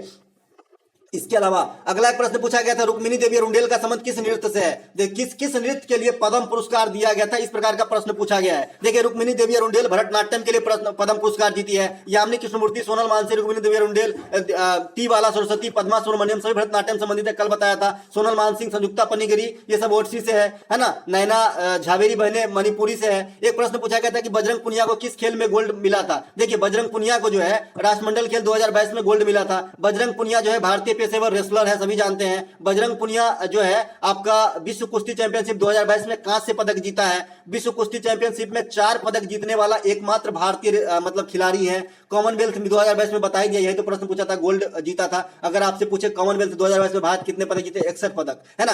टोक्यो ओलंपिक 2020 में बजरंग पुनिया ने कांस्य जीता था। इस प्रकार से निखत जरीन, अगर आपसे पूछे अब कि निखत जरीन किससे संबंधित है, तो महिला बॉक्सिंग संबंधित है। विश्व महिला बॉक्सिंग चैंपियनशिप 2023 का आयोजन कहां पे हुआ है? नई दिल्ली में। भारत को कितने गोल्ड मिला है? 4। कौन कौन जीती है? नीतू घनघार, स्वीटी बुरा, निखत जरीन और लवलीना बोरहेगन। ये 4 लेडी है जो अभी संपन्न हुआ है आपका विश्व महिला बॉक्सिंग चैंपियनशिप नई दिल्ली, उसमें जीती है, ठीक है। 1989 में कौन सी योजना चलाई गई थी? जवाहर रोजगार योजना। इंदिरा आवास 1985-86, प्रधानमंत्री ग्रामोदय योजना 2000, ट्राइसेम कार्यक्रम 1979, अंत्योदय कार्यक्रम 1977-78। इसके अलावा अंत्योदय अन्नपूर्णा योजना, ये अलग अलग है, अंत्योदय अलग योजना है, अन्नपूर्णा अलग है, ये 2000 में चलाया गया था, ठीक है। और नरेगा जो नाम आप जानते हैं 2006 में चलाया गया था, बाद में इसी का नाम बदल के मनरेगा किया गया, ठीक है। मनरेगा दुनिया की पहली एकमात्र ऐसी संस्था है जो 100 दिन का गारंटी रोजगार प्रदान करती है। एक प्रश्न आपसे पूछा गया था जनगणना 2011 के अनुसार लिंगानुपात क्या है? देखिए दोस्तों वीडियो कितना भी लंबा हो, अगर आपको एग्जाम देना है ना तो पूरा ही देखना है ना, काफी काम आएगा। तो पुदुचेरी का लिंगानुपात सर्वाधिक है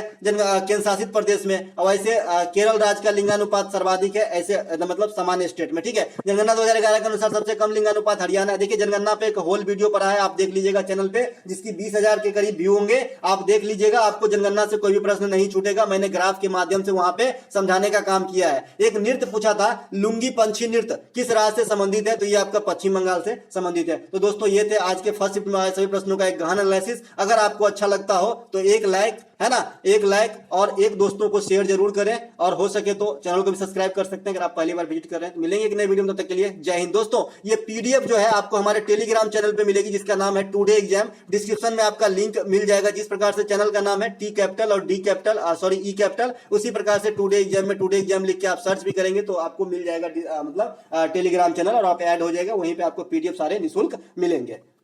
नमस्कार दोस्तों, स्वागत है आपका अपना ही यूट्यूब चैनल टुडे एग्जाम पर।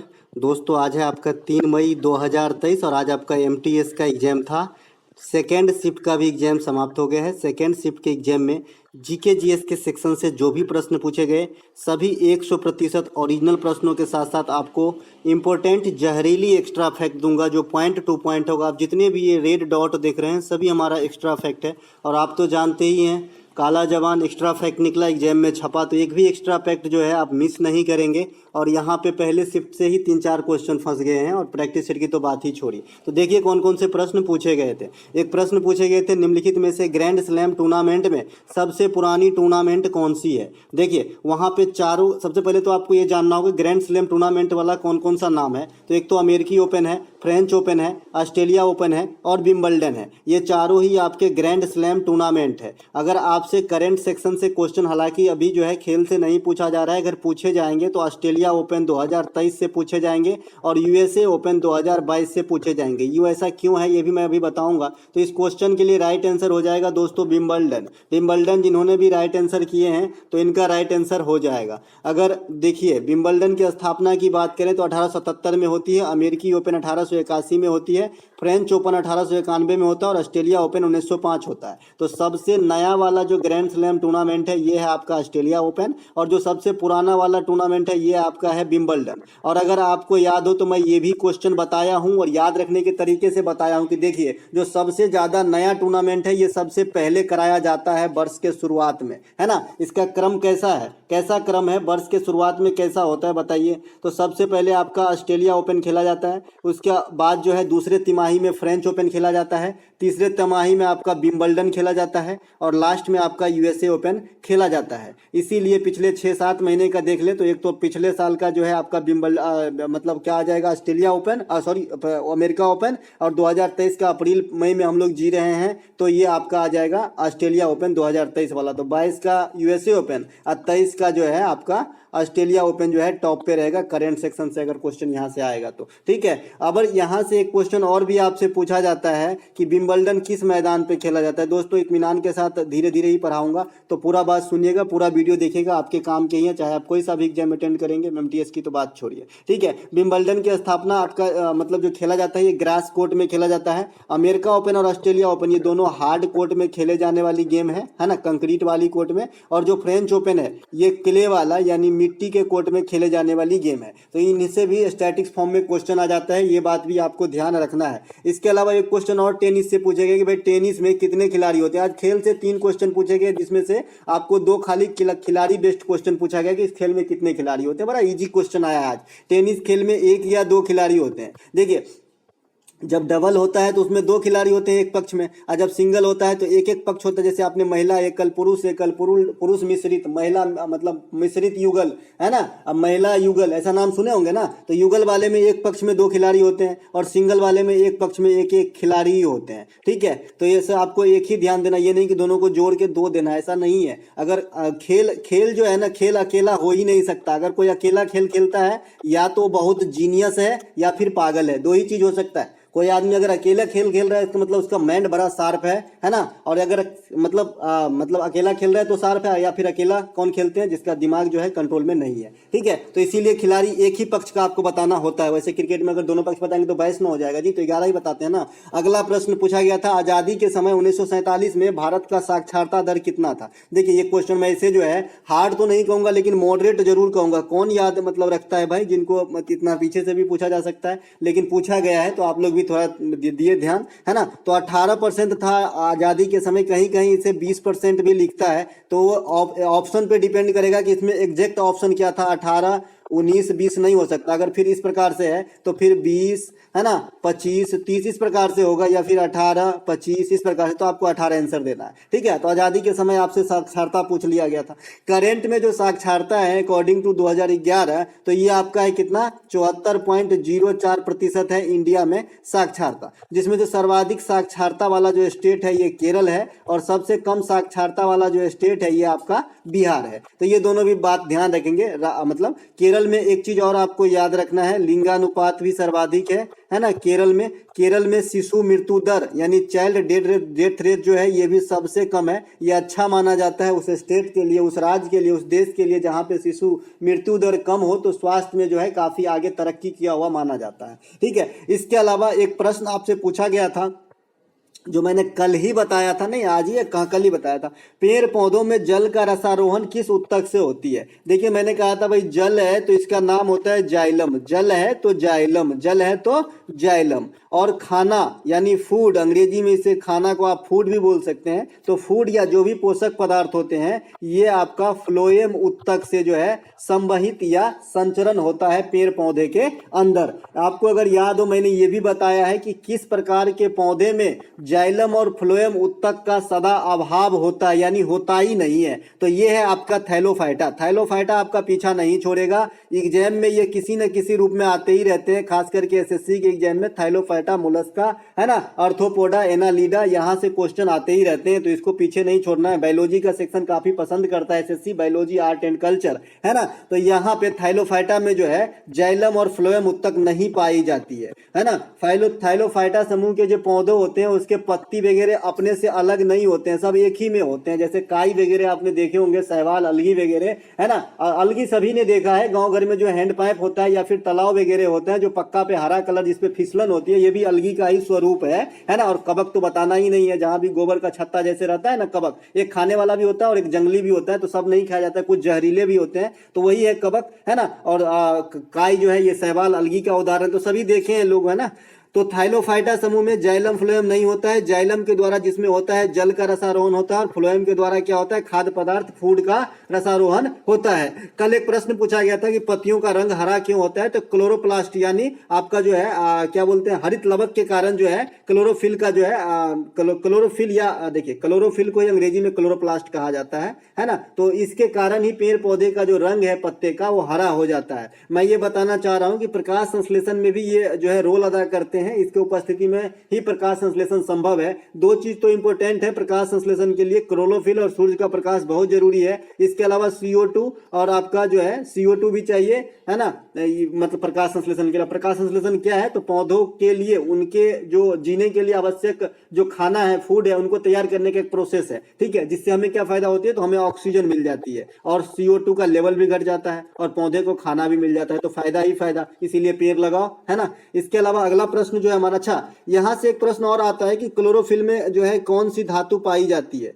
देखिए क्लोरोफिल में जो है आपका मैग्नीशियम धातु पाई जाती है। उसी प्रकार से आपसे पूछा जाता है कि जो हीमोग्लोबिन होता है, हीमोग्लोबिन होता है ना खून के अंदर, इसी कारण तो लाल होता है रंग। तो हीमोग्लोबिन में जो क्या पाया जाता है, तो बता देना भैया फेरस पाया जाता है। आपसे एक क्वेश्चन और पूछ लेता है एग्जामिनर कि हीमोग्लोबिन का क्या कार्य है, हीमोग्लोबिन का क्या कार्य है, क्या ये नहीं रहेंगे तो काम नहीं चलेगा? बिल्कुल नहीं चलेगा, क्योंकि इसी का काम है, शरीर के विभिन्न भागों में O2 का जो है पोस्टमैन की तरह काम करता है, सबको O2 ले जाने ढोने का काम करता है। कौन? शरीर के विभिन्न भागों में कौन पहुंचाता है ऑक्सीजन को? हीमोग्लोबिन ही पहुंचाता है। तो ये बात भी ध्यान रखेंगे। इसके अलावा एक प्रश्न कई बार एग्जाम में देखा गया है कि जो धान का खैरा रोग होता है ये किसके कमी से होता है, तो बता देना भैया जिंक के कमी से हो जाती है धान का खैरा रंग। ठीक है, खैरा रंग जो है धान के पत्ते मुड़ने लगते हैं, बीच से उसमें छेद होने लगते हैं, तो जिंक के कमी से होती है, पीला पड़ने लगता है खैरा रोग। ठीक है, इसके अलावा अगला प्रश्न पूछा गया था कि 1665 में, आज ही बताया था इससे पहले वाली शिफ्ट में, कि 1665 में कोशिका शब्द का प्रयोग सबसे पहले किसने किया था। मैंने ये भी बताया था कि भाई शब्दों का प्रयोग करना है ना, शब्दों का प्रयोग कर लेना और उस पर अमल कर लेना उतनी ही बड़ी बात है। जैसे एक शराबी शराब पीने के बाद जो है इंजीनियर बन जाता है, लेकिन सवेरे जब नींद टूटता है तो वहीं रहता है। तो ऐसे ही बोलना अलग है, करना अलग है। तो सबसे पहले जो कोशिका खोजा नहीं था, खोजा था, लेकिन कोशिका नाम भी दिया, लेकिन वो जो खोदा था वो मृत कोशिका था, लाइव नहीं था। ठीक है, तो इसका श्रेय आपको दिया जाता है रॉबर्ट हुक को। ये कब किए थे? 1665 में। तो रॉबर्ट हुक ऑप्शन में था, यही राइट आंसर है। लेकिन मैं आप फिर से बता दूं कि जो जीवित कोशिका है इसके खोज करता है आपका ल्यूवेन हॉक। कौन है? ल्यूवेन हॉक जो है ये आपका जीवित कोशिका के खोज करता है। ठीक है, मृत वाला का या फिर कोशिका शब्द का प्रयोग रॉबर्ट हुक ने किया था। कोशिका में मैं हमेशा एक डिफरेंशिएट कर देता हूं आपका पादप कोशिका और जंतु कोशिका में सेल वॉल के द्वारा। सेल वॉल जो है ये खाली जो है आपका पादप कोशिका यानी पेड़ पौधे में ही पाया जाता है, ये जंतु कोशिका में नहीं पाया जाता है। ठीक है, कोशिका में कुछ जो अलग अलग पार्ट हैं जिसे अलग अलग नाम दिया गया है, उपनाम आपको जरूर ध्यान रखना चाहिए। कोशिका में जो माइटोकॉन्ड्रिया है इसे पावर हाउस कहा जाता है, जो माइटोकॉन्ड्रिया है इसे पावर हाउस कहा जाता है, तो इसे भी ध्यान रखेंगे, पावर हाउस कहा जाता है। इसके अलावा जो लाइसोसोम होते हैं ना, लाइसोसोम, तो लाइसोसोम को जो है आत्महत्या की थैली कहा जाता है। क्या कहा जाता है? आत्महत्या की थैली कहा जाता है। और क्यों कहा जाता है किसी दिन फुर्सत से बता दूंगा। ठीक है ना, किसी दिन जो है थोड़ा सा समय लेके मैं बता दूंगा ये भी। इसके अलावा जो राइबोसोम होता है, एक राइबोसोम्स, तो राइबोसोम्स को जो है आपका प्रोटीन की फैक्ट्री कहा जाता है। उसी प्रकार से मानव शरीर में जो लीवर होते हैं ना, इसे केमिकल की फैक्ट्री कहा जाता है। तो कुछ ऐसे शब्द हैं जिसे आपको ध्यान रखना चाहिए। अगला एक प्रश्न पूछा गया था कि the life of genius, the life of genius Ramanujan किसकी बायोग्राफी है? ऑप्शन में आपको रामानुजन, आर्यभट्ट और एक्सेप्ट्रा एक्सेप्ट्रा दो मैथमेटिशियन के नाम और दिए गए थे। तो इसका राइट आंसर है भैया रामानुजन ही राइट आंसर है। रामानुजार जो है श्रीनिवास रामानुजन, ये आप समझ रहे हैं कितने बड़े मैथमेटिशियन हुए, लेकिन वो बोलते हैं ना कि अच्छे आदमी जो है ज्यादा दिन नहीं टिकते, तो कम उम्र में चले गए थे, स्वर्ग सिधार हो गए थे, इस दुनिया से चले गए, है ना। लेकिन जो है जितने ही दिन रहे, है ना, मैथमेटिक्स के क्षेत्र में अपने चरम पे रहे, और इनको स्कोप नहीं मिला प्रारंभिक दिनों में, हालांकि लेट मिला लेकिन दुरुस्त मिला था। ठीक है, तो रामानुजन से ही संबंधित है the life of genius mathematician, है ना। लेकिन इसके राइटर अलग है। देखिए, आपको अंग्रेजी में एक चीज पूछा जाता है कि जो आदमी खुद से अपनी आत्मकथा लिखता है ना, जो खुद से आत्मकथा लिखता है, जैसे मैं अपना आत्मकथा खुद लिखूंगा, तो इसे ऑटोबायोग्राफी कहा जाता है। क्या कहा जाता है? ऑटोबायोग्राफी। लेकिन यही आत्मकथा, मेरा आत्मकथा कोई दूसरा आदमी लिखता है तो उसे सिर्फ बायोग्राफी कहा जाता है। तो यहां से आंसर मतलब अंतर जरूर डिफरेंट कर लें, क्योंकि यहां से भी आपको वन वर्ड सब्स्टिट्यूशन में क्वेश्चन आ जाता है काम। ठीक है, रामानुजन की बायोग्राफी है। और किसने लिखा था? तो ये लिखित पुस्तक जो है रॉबर्ट कनिंगल के द्वारा 1991 में लिखा गया था, the life of genius Ramanujan. ठीक है, अगला प्रश्न पूछा गया था सफात अहमद खान निम्नलिखित में से किस वाद्य यंत्र से संबंधित है? तो ये तबला बजाते थे सफात अहमद खान। अगर आप लोगों को याद हो तो बताना, तबला के अधिकांश कलाकार जो है किस घराने से रहते हैं? तो बता देंगे भैया बनारस घराने से। इसके अलावा तबला के जो अन्य कलाकार हैं ये जाकिर हुसैन साहब हैं, और ये लेटेस्ट वाला पद्म विभूषण के लिस्ट में है। ठीक है, पद्म विभूषण जो मिला है 2023 में 6 आदमी को, जिसमें एक मुलायम सिंह, एक जाकिर हुसैन, एक आपका जो है महान लोविस, एक जो है आप बालकृष्ण दोषी, तो ये सब में शामिल हैं। तो जाकिर हुसैन भी याद रखिएगा।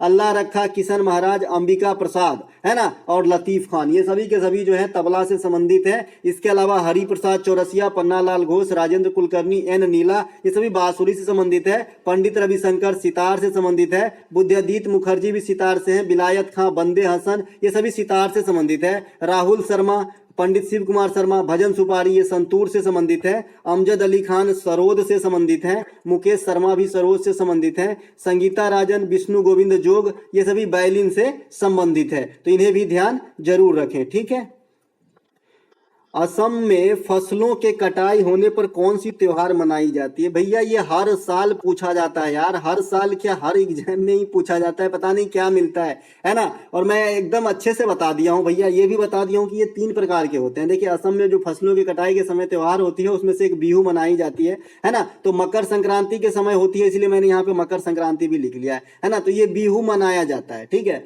देखिए बिहू 3 प्रकार की होती है, आपको जैसा पता ही होगा कि बिहू जो है 3 प्रकार की होती है। जो अप्रैल में मनाया जाता है ना बिहू, इसे मैं याद रखने के तरीके भी बता दिए कि भाई मार्च और फरवरी और मार्च के मिड में जो है होली त्योहार होती है। तो होली क्या है, रंगों का त्योहार है, रंगोली रंगोली ही है ना। तो यहाँ पे रंगोली बिहू हो जाएगा जो होली के पास में होता है, यानी आपका जो है अप्रैल में होता है। माघ बिहू जनवरी में होता है, ये मकर संक्रांति के समय होता है ना। तो इस प्रकार से इसे ध्यान रखेंगे। तो ये जो आपका अप्रैल में होता है ना, ये नव वर्ष के समय होती है, और जो मकर संक्रांति के समय होती है वो त्योहार फसलों कटने पे होती है। ये आपका कहाँ पे होती है, असम के अंदर। एक आपका माघ बिहू हो गया, एक आपका रंगोली बिहू हो गया, तीसरा याद नहीं रखना है, लेकिन अक्टूबर नवंबर में मनाया जाता है, इतना ध्यान रखना। और दो में से एक छूट जाएगा तो अपने आप ऑप्शन आप छांट दोगे।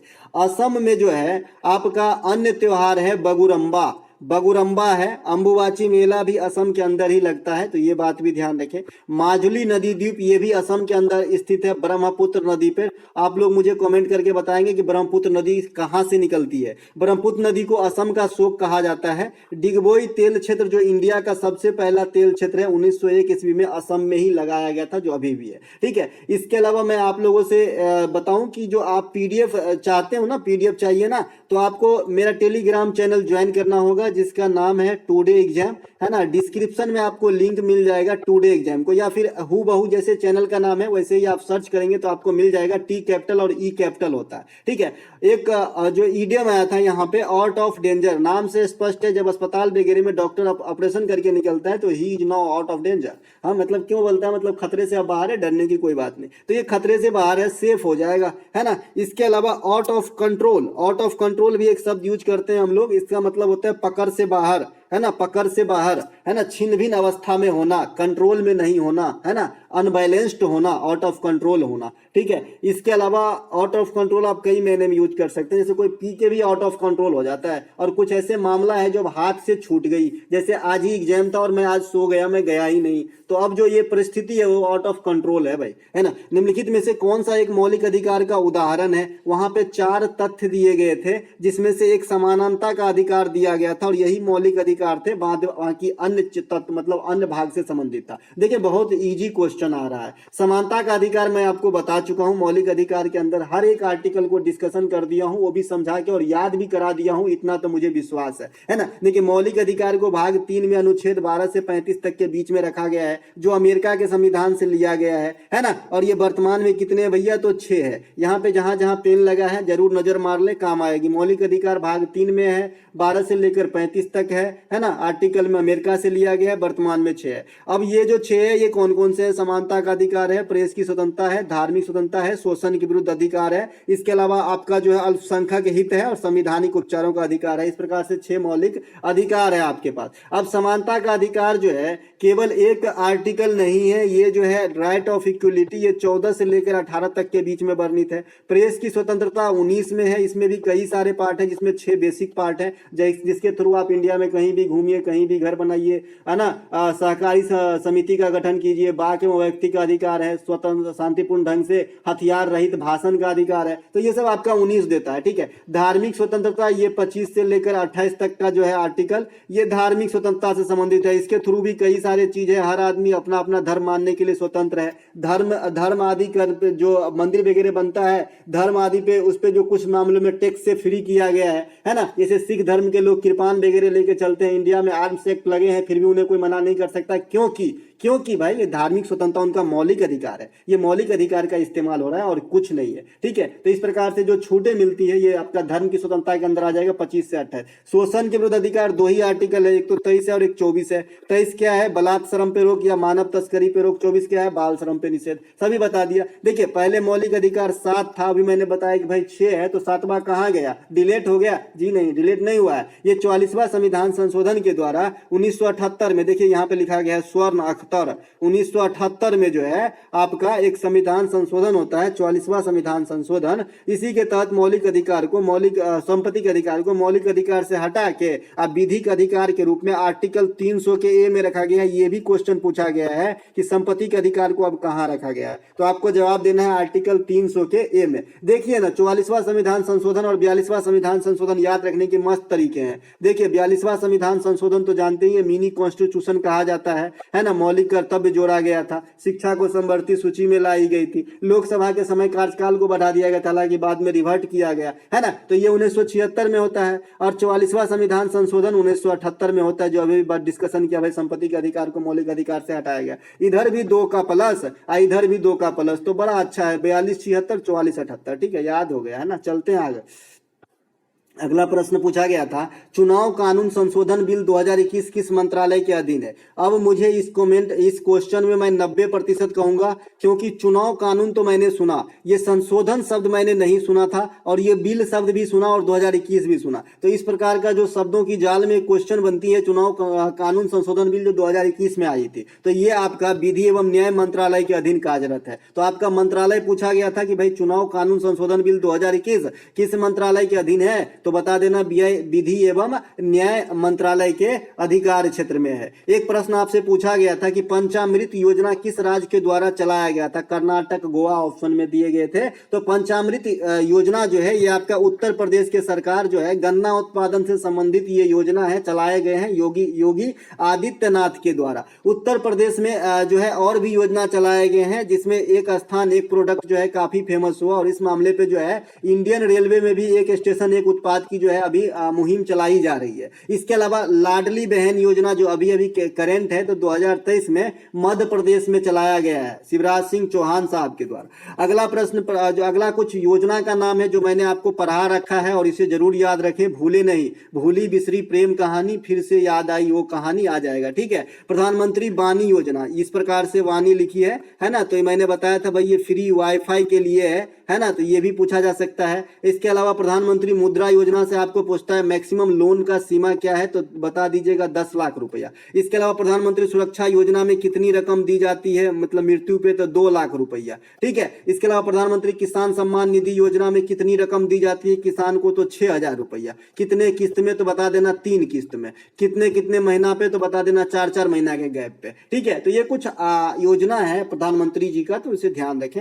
हॉकी के खेल में कितने प्लेयर होते हैं, तो 11 प्लेयर होते हैं। कोई क्वेश्चन है जी, लल्लू से पूछ रहा है। हॉकी, क्रिकेट, फुटबॉल, ये तीनों में 11 प्लेयर होते हैं, ठीक है। इसके अलावा रंगा स्वामी कप है ना, कल कप पूछा गया था ना जी, बाकर कप, तो आपको भी कुछ ध्यान रखना है। रंगा स्वामी कप, मेजर ध्यानचंद ट्रॉफी, आगा खां कप, ये सभी हॉकी से संबंधित है, तो इसे जरूर ध्यान रखें। इसके अलावा Asia cup, champion trophy, SS श्रृंखला, CK Naidu trophy, Ranji trophy, Vijay Hazare trophy, ये सभी क्रिकेट से संबंधित है। इसके अलावा Ryder cup, Walker cup golf से संबंधित है, इसे VVI करके रखेंगे, राइडर कप और वाकर कप को, ठीक है। काला जवान कल ही दिख सकता है आपको। Ryder cup, Walker cup golf से संबंधित है। कबड्डी में कितने खिलाड़ी होते हैं, 7 खिलाड़ी होते हैं। देखिए एक बच्चा कमेंट करके मुझे पिछले एनालिसिस के दौरान बताया था, जब मैं CCL का करवा रहा था, कि कबड्डी में 12 प्लेयर होते हैं। तो बंधु अगर आप सुन रहे हो, तो कबड्डी में 12 प्लेयर होते हैं, जिसमें 5 जो है रेस्ट मोड में होते हैं, इनएक्टिव होते हैं, और 7 जो है एक्टिव होते हैं। तो जो एक्टिव खिलाड़ी होते हैं ना, उसी को हम खिलाड़ी के आंसर देना है। जैसे क्रिकेट में 15 का जो है क्रू मेंबर जाता, मतलब क्या बोलते हैं उसको, एक टोली जाता है, लेकिन 15 थोड़ी खेलता, हमको 11 ही बनाना है ना।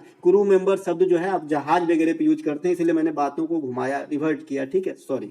इसके अलावा जो वॉलीबॉल में खिलाड़ी हैं आपका 6 होता है, बास्केटबॉल में 5 होता है, और आपका जो है बेसबॉल में 9 खिलाड़ी है। देखिए बेसबॉल जो है ये USA का राष्ट्रीय खेल है, ये बात भी ध्यान रखेंगे आप लोग। मुझे इंडिया का राष्ट्रीय खेल का कमेंट करके बताइएगा, है ना। कबड्डी का डायामीटर बता दूं 12.5 मीटर गुने 10 मीटर होता है, लंबाई होता है 12.5, और चौड़ाई होता है आपका 10 मीटर, वाइड होता है, तो इसे भी ध्यान रखेंगे। डायामीटर से भी काफी बार क्वेश्चन आ चुका है, जैसे क्रिकेट में पिच की लंबाई आपसे पूछ देता है, तो 20.12 मीटर बता देते हैं, है ना। इसके बाद चौड़ाई अगर आपसे पूछे तो 3.05 मीटर बताएंगे। क्रिकेट में जो जहां से दौड़ता है ना दोनों बल्लेबाज, उसकी लंबाई और चौड़ाई की बात हो रही है। साथ ही साथ पंपिंग क्रीज की बात हो रही, तो 4 फीट बता देना। तो ये सब क्रिकेट से कुछ है ना, ध्यान रखेंगे। इसके अलावा प्रार्थना समाज के संस्थापक कौन है, आत्माराम पांडुरंग, 1867 में किया था महादेव गोविंद रानाडे के साथ। इसी फॉर्म में आ जाता है आपका ब्रह्म समाज के संस्थापक कौन है, 1828 में राजा राम मोहन राय ने किए थे। सती प्रथा का अंत कौन करवाया था, राजा राम मोहन राय। करने वाले अंग्रेज कौन थे, बेंटिंग, है ना,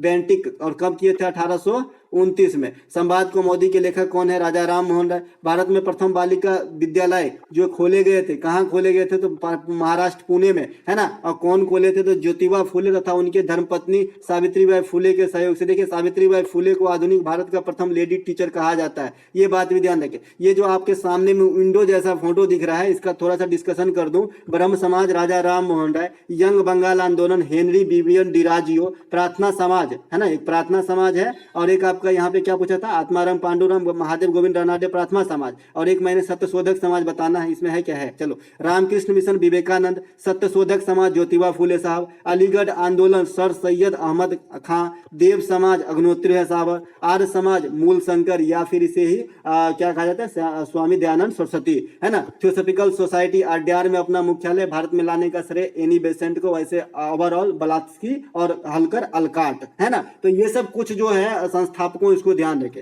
आप सोचते होंगे कि हमें ऐसा फ्लो कब आएगा, तो एक ही तरीका है भैया, पढ़ाई पढ़ाई पढ़ाई। पढ़ाई से जुड़े रहोगे तो अपने करीब रखेगा, नहीं तो बहुत दूर फेंक देता है, ऐसा चीज है ना।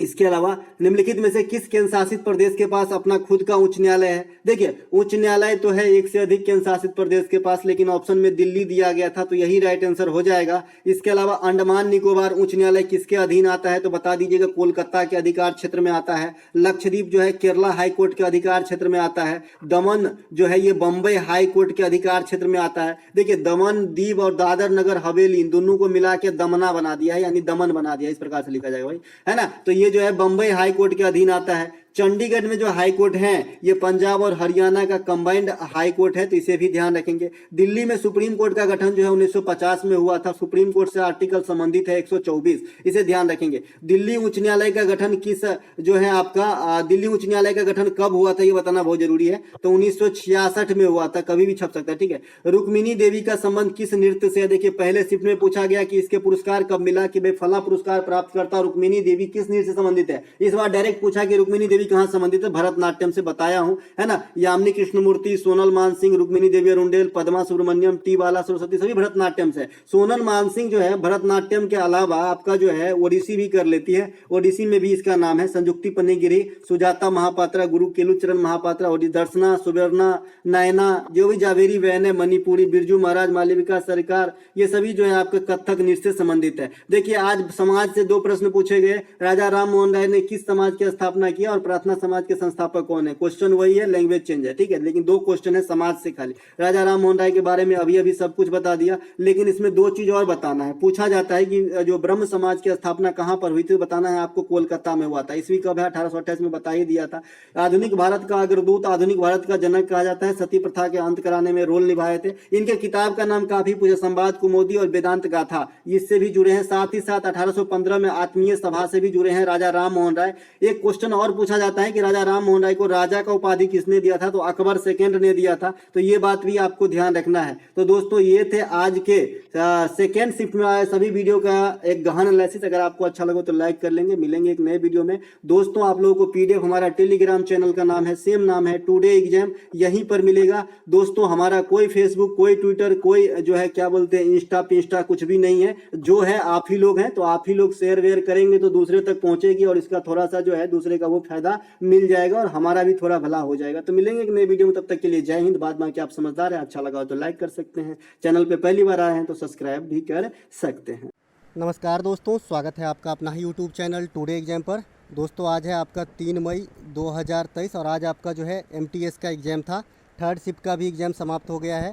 थर्ड शिफ्ट के एग्जाम में जीके जीएस के सेक्शन से जो भी प्रश्न पूछे गए सभी प्रश्नों को लेकर आ गया हूँ। दोस्तों, आप जानते हैं मेरा 100% ओरिजिनल प्रश्नों के साथ साथ इंपॉर्टेंट एक्स्ट्रा फैक्ट जो लाल बिंदु देख रहे हैं, जो नए हैं उनके लिए ये सभी एक्स्ट्रा फैक्ट है। और मुझे आश्चर्य लगता है कि इतने एक्स्ट्रा फैक्ट से क्वेश्चन कैसे पूछ रहा है। तो कहीं मेरा बात तो नहीं सुन रहा है? हमारे उनको थोड़ी पता है कि मैं पढ़ा रहा हूँ। चलिए दोस्तों, शुरू कर लेते हैं आज का ये वीडियो। मैं थोड़ा बाहर हूँ, बाहरी शोर भी आएगा तो इग्नोर कीजिएगा। एक प्रश्न पूछा गया था कि शहनाई में शहनाई के बाद उत्पादन हेतु 2001 में किसे भारत रत्न से सम्मानित किया गया था? देखिए, भारत रत्न से सम्मानित मैंने आपको जो है 6 कैरेक्टर बताया है संगीत के क्षेत्र में, लीजिए पूछ दिया है ना। तो बिस्मिल्लाह खां को 2001 में जो है शहनाई के क्षेत्र में भारत रत्न दिया गया था। अब भारत रत्न से सम्मानित जो संगीत के क्षेत्र में है इनको देख लेते हैं। तो संगीत के क्षेत्र में सर्वप्रथम भारत रत्न एम सुब्बालक्ष्मी को 1998 में कर्नाटक संगीत के लिए दिया गया था। देखिए, कर्नाटक संगीत और हिंदुस्तानी संगीत, इससे क्वेश्चन आता है कि इसमें कितने स्वर होते हैं, तो आपको बताना है 12 प्रकार के स्वर होते हैं। तत्पश्चात जो है पंडित रविशंकर साहब को 1999 में जो है सितार वादन के लिए दिया गया। 2000 ईस्वी में किसी को भारत रत्न नहीं दिया गया था। 2001 में फिर बिस्मिल्लाह खां और लता मंगेशकर को साथ में दिया गया एक साथ। इसके अलावा 2008 में पंडित भीमसेन जोशी जो हिंदुस्तानी संगीत से जुड़ा हुआ है। इसके अलावा 2019 में भूपेन हजारिका साहब को भारत रत्न दिया गया था। तो इस प्रकार से 6 कैरेक्टर जो हैं जिनको भारत रत्न मिला है और म्यूजिक से जुड़े हुए हैं। भूपेन हजारिका से एक क्वेश्चन आपको और याद रखना है कि इस समय इंडिया में नदी के ऊपर सबसे बड़ा पुल जो है ये भूपेन हजारिका पुल है, जिसे ढोला सादिया ब्रिज भी कहा जाता है। तो ये भी बात आपको ध्यान रखना है। इसके अलावा भारत रत्न की शुरुआत कब हुई थी? तो भारत रत्न की शुरुआत 1954 में हुआ था। ये इंडिया का सबसे टॉप पुरस्कार है और सबसे पहले प्राप्तकर्ता एस राधा कृष्णन साहब थे, जो हमारे देश के प्रथम वाइस प्रेसिडेंट थे। और 5 सितंबर को इन्हीं के जन्मदिन के अवसर पर हम राष्ट्रीय टीचर्स दिवस के रूप में मनाते हैं। एक पुस्तक पूछा गया था, पुस्तक द स्ट्रगल ऑफ इंडिपेंडेंट के लेखक कौन है, यानी स्वतंत्रता के लिए जो स्ट्रगल है, इस पुस्तक के लिए लेखक कौन है? तो बिपिन चंद्र ऑप्शन में दिया गया था और यही राइट आंसर था। इसके अलावा इस फॉर्म में 2 पुस्तक और आपसे पूछा जाता है। इंडिया डिवाइडेड के लेखक कौन है? तो राजेंद्र प्रसाद। और अनहैप्पी इंडिया के लेखक कौन है? तो लाला लाजपत राय। तो इन दोनों को भी ध्यान रखिएगा। अगला एक प्रश्न पूछा गया था कि विजयनगर साम्राज्य का पतन किस युद्ध के तत्पश्चात हुआ था, या फिर किस युद्ध के द्वारा विजयनगर साम्राज्य की जो है पतन हो गई थी? तो आपको बताना था तालीकोटा का युद्ध 1565 ईस्वी में, इसी के तहत विजयनगर साम्राज्य की समाप्ति मानी जाती है। अब बात आता है विजयनगर साम्राज्य की स्थापना कब हुआ था? भाई अंत पूछा है तो शुरुआत भी पूछेगा। विजयनगर साम्राज्य की स्थापना 1336 ईस्वी में हरिहर एवं बुक्का के द्वारा किया गया था। तो ये बात भी आपको ध्यान रखेंगे। विजयनगर साम्राज्य की राजधानी पूछा जाता है कि किस नदी के किनारे है? तो आपको बता देना है तुंगभद्रा नदी के किनारे है। और तुंगभद्रा नदी कहाँ की नदी है? तो ये वेस्टर्न रीजन की नदी है, पश्चिमी घाट की नदी है। तो इसे भी ध्यान रखना है आपको, ठीक है। सुलभ वंश, तुलुभ वंश, ये सब जो है विजयनगर साम्राज्य के वंश थे,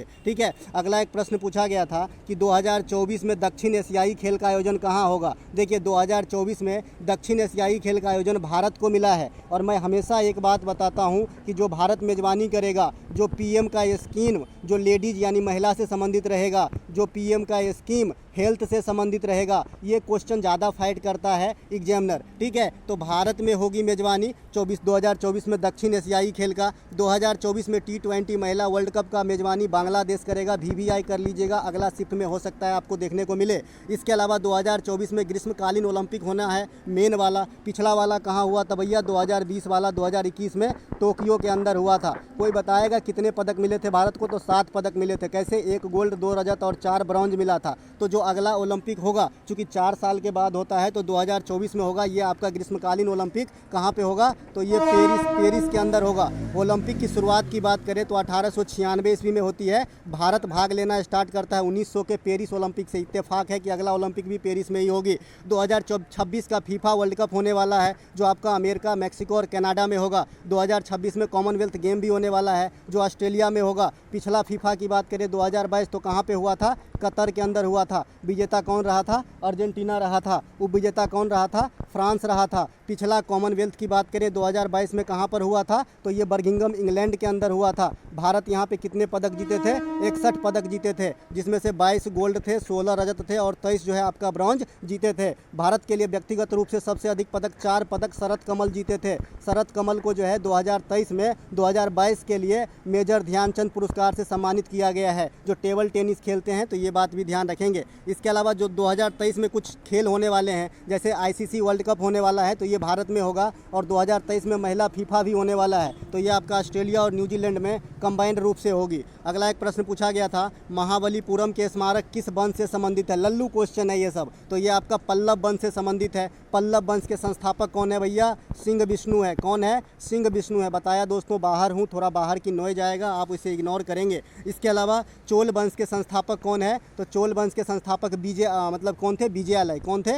विजयालय। विजयालय जो है, ये सही नाम है। चोल वंश के संस्थापक थे। चोल वंश किस लिए फेमस था? तो नौसैनिक शक्ति के लिए, नेवी पावर के लिए। तो ये बात भी ध्यान रखेंगे। एक चोला राजा बहुत फेमस है, राजराज प्रथम। ये किस लिए फेमस है? क्योंकि तंजौर में जो बृहदेश्वर मंदिर है इसका निर्माण करवाया था आपका राजराज प्रथम। और ये तंजौर कहाँ पर है? तो ये भारतीय स्टेट तमिलनाडु में स्थित है। इसके अलावा एक प्रश्न पूछा गया था कि न्यूटन के गति के प्रथम नियम को और क्या कहते हैं? लल्लू सा क्वेश्चन है ये, है ना। न्यूटन, सबसे पहले न्यूटन ने क्या क्या दिया था? तो गति का नियम दिया था, शीतलन का भी नियम न्यूटन ने ही दिया था। ये बात भी ध्यान रखेंगे, VVI कर लीजिएगा, ठीक है। तो न्यूटन के प्रथम नियम को जड़त्व का नियम या जड़ता का नियम भी कहा जाता है। जैसे आप बस वगैरह में बैठे होते हैं, ब्रेक लगाता है, आगे की तरफ झुक जाते हैं, अचानक चलता है, पीछे की तरफ झुक जाते हैं, ये सब क्या है? गति के जड़त्व का उदाहरण है। इसके अलावा न्यूटन ने गति के कितने नियम दिए? तो 3 नियम दिए। न्यूटन के दूसरे नियम से बल का व्यंजक प्राप्त होता है। डायरेक्ट पूछा जाता है कि न्यूटन के किस गति के नियम से बल का व्यंजक प्राप्त होता है? तो ये आप बताएंगे कि सेकंड नियम से। इसके अलावा न्यूटन के तीसरे नियम का जो उपयोग होता है ये रॉकेट के संचालन में होता है। तीसरा नियम क्या कहता है रॉकेट का, मतलब न्यूटन का, कि प्रत्येक क्रिया के विपरीत प्रतिक्रिया होती है। आप चप्पल अपने बूट से ज़मीन पे मारिए, जितना ज़ोर से मारेंगे उतना ही ज़्यादा चोट लगेगा, या फिर जूता जो है ऊपर की तरफ भागेगा। बॉल को पटकिए, जितना ज़ोर से पटकेंगे उतना ही आगे भागेगा। ये सब कहाँ अप्लाई हो रहा है? किस नियम का अप्लाई हो रहा है? तो न्यूटन का थर्ड नियम का अप्लाई हो रहा है। एक क्वेश्चन आपसे पूछा जाता है कि क्रायोजेनिक इंजन का उपयोग कहाँ पे होता है? तो ये भी बताना है, रॉकेट के संचालन में। क्रायोजेनिक का अर्थ क्या होता है? निम्न तापकीय होता है ना। तो ये बात भी आपको ध्यान रखना है। अगला एक प्रश्न पूछा गया था कि निम्नलिखित में से कौन सा राज्य नेपाल से सटा हुआ नहीं है? देखिए, नेपाल से जो सटा हुआ नहीं है, अब ऑप्शन तो नहीं है मेरे पास, लेकिन मैं ये जरूर बताऊंगा कि कौन कौन सा राज्य सटा हुआ है। और इत्तेफाक से लकली कल ही बताया था मैं ये क्वेश्चन कि नेपाल से सटा हुआ कौन कौन सा राज्य है। देखिए, नेपाल से जो सटा हुआ राज्य है ये आपका उत्तर प्रदेश है। सबसे पहले बिहार से आ जाते हैं, पूर्व से पश्चिम की तरफ, है ना, और फिर कोना में चलेंगे हम, ठीक है। तो बिहार हो गया, उत्तर प्रदेश हो गया, पश्चिम बंगाल हो गया, उत्तराखंड हो गया, सिक्किम हो गया।